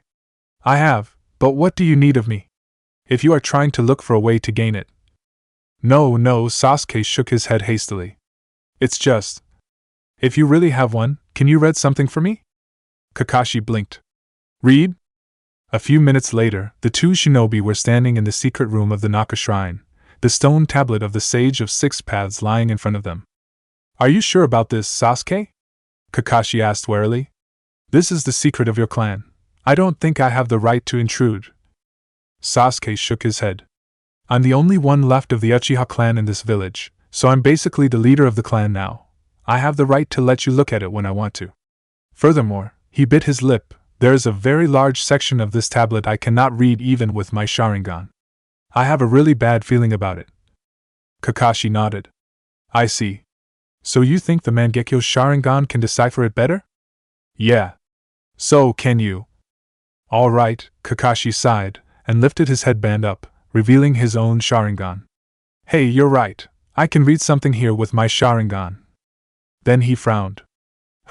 It says something here about the Sharingan's powers, and how they are acquired by a deep shock into the mind of an Uchiha, and this, damn, he grimaced, how to acquire the Mangekyo Sharingan, by severing the tie to the closest person you have, meaning killing them. Who did you kill to gain this eye? Sasuke suddenly asked. Kakashi winced. He really didn't want to remind himself about this, but... It was my teammate Rin, he sighed. I cannot ever forget what happened that day. At that time, she was captured by Kirigakure and, he faltered here a bit. Then, he decided that reminding Sasuke about this earlier might be better for him. Well, an imposter tried to guilt-trip me by transforming into her, telling me that the Three Tails was sealed into her and jumping into the way of my Chidori. Even until now, I still couldn't find out what happened to the real her. I see. Sasuke pondered. Then he froze. Wait. But that imposter wasn't even your real teammate, right? Does that mean? Yes, Kakashi nodded. I think acquiring the Mangekyo Sharingan doesn't require you to kill someone close to you in cold blood at all. A very deep and painful trauma in your heart might be able to do it. But I still wish you would never get it at all. Having a trauma of that scale is not a nice thing to face at all, you know. And I think what Itachi told you had some truth in it. After all, killing someone close to you is the easiest way to have a great trauma in your mind. Yeah, Sasuke snarked. I had watched my family, my clan being killed right in front of me. I wonder what might be more not nice than that. Kakashi shook his head. You can't know it yet, Sasuke. Maybe someday, when you grow up a bit more, you will understand there are things even worse than death, even worse than fear. But oh well, now it's time for our main work. Mangekyo Sharingan. Kakashi's eye twisted and morphed into the pinwheel shape of his Mangekyo Sharingan. The lone open eye widened immediately. Wow. It really shows a lot more than what I read with my normal Sharingan. I wonder how the creator of this tablet could make it like that. What does it say? Sasuke asked, thrilled. Let's see. Kakashi said, narrowing his eye to see clearer. In here, it says that the awakening of the Mangekyo Sharingan is the very proof of the curse of hatred in an Uchiha's heart. It says that the Mangekyo Sharingan's power is based on the deepest desire in the user's heart. I don't quite understand this. I don't know many Mangekyo users anyway. Itachi has Tsukuyomi, the ultimate genjutsu, as the powers of his Mangekyo, Sasuke guessed. Maybe that was because he wanted to hide his real self from other people. Maybe, but that can't explain my Kamui power, unless... Kakashi pondered, then grimaced. Never mind. Moving on, he continued, it states that each use of the eye's power will shave away the light of your eyes. Damn, so that's why I felt kinda dizzy in my left eye after I used Kamui. He winced. Each use of the power. Sasuke grimaced. So it means that if your eye is overused, it will eventually go blind, and Itachi's eyes too. It seems so, Kakashi nodded. But in here it also says something that if the two sibling pairs of eyes become one, the inextinguishable light will be restored, stronger than ever. And it notes some kind of ritual here. Maybe this is the way of recovering the eyesight after becoming blind? Maybe. Sasuke bit his lip. But those two pairs of eyes becoming one words, they feel disturbing. It sounds like we have to kill our brother and steal his eyes to gain back our own eyesight. That's just inhumane. So that's the way the Uchiha clan gained their power? By murdering their own kind? That is the true face of the clan my father had told me to be proud of, to follow their footsteps? He spat out in pain and shame. Kakashi couldn't say anything. He only reached out his hand and squeezed the Uchiha boy's shoulder in silence. Then, after a while, he pulled down his Hitai to cover his Sharingan and said, "So, should we go? I think I should go to Tsunade-sama. Even if there is no way to prevent the deterioration from happening completely, I think she might have some way to at least do something about it." It's true, Tsunade nodded when she put down the flashlight and stopped her scanning jutsu. There are damages in your Sharingan, especially in the retina. So what said in that tablet was true, Sasuke muttered. The curse of hatred will take away the light of the ones who abuse the power of the Mangekyo Sharingan. Tsunade pondered in thought. I'm not completely sure, but... Tell me, what is the power of your Mangekyo Sharingan anyway, Kakashi? Kakashi blinked. Well, mine has the power to twist a dimension and open a wormhole to suck things in, but... I see, Tsunade nodded. And you told me that Itachi's Mangekyo had the power to put people in a deep, powerful genjutsu world in which he could control everything? She looked at Sasuke. The boy nodded. The medic nodded and closed her eyes. That confirms my suspicion. You see, this is a theory I come up with based on what you told me, and the state of your eye right now, Kakashi. First, take a look at this. She grabbed a scalpel on her desk. What do you think will happen when I channel chakra into this? It will become stronger and can help us channel jutsu from them, Sasuke, who had learned about this from Kakashi, answered immediately. The Jonin also nodded in confirmation. Tsunade nodded. All right. Well, then what will happen when much more chakra is channeled into this than it can handle? I see what you're going there, Tsunade-sama. Kakashi's eye widened in realization. You mean that just like this scalpel, if I use this power too much, more than this I can handle, it will eventually be damaged and break down? Exactly, Tsunade nodded. Those powers you told me that the Mangekyo Sharingan can use are all incredible powers. However, this eye of yours, as well as other Sharingan, cannot handle such powers in their normal structure. So eventually, with each use, the eyes will be damaged and your eyesight will deteriorate until there is nothing left, when you go blind. But, if there is a ritual that combines two pairs of Sharingan together, they will have the necessary structure to handle the power of the Mangekyo Sharingan, so they will not be damaged when harnessing its power, right? Sasuke finished. Correct, Tsunade confirmed. Now, about your eye, Kakashi, I might not have a way to completely prevent it, but I can still find some way to temporarily fix it after being damaged from usage. But you need to give me some time first.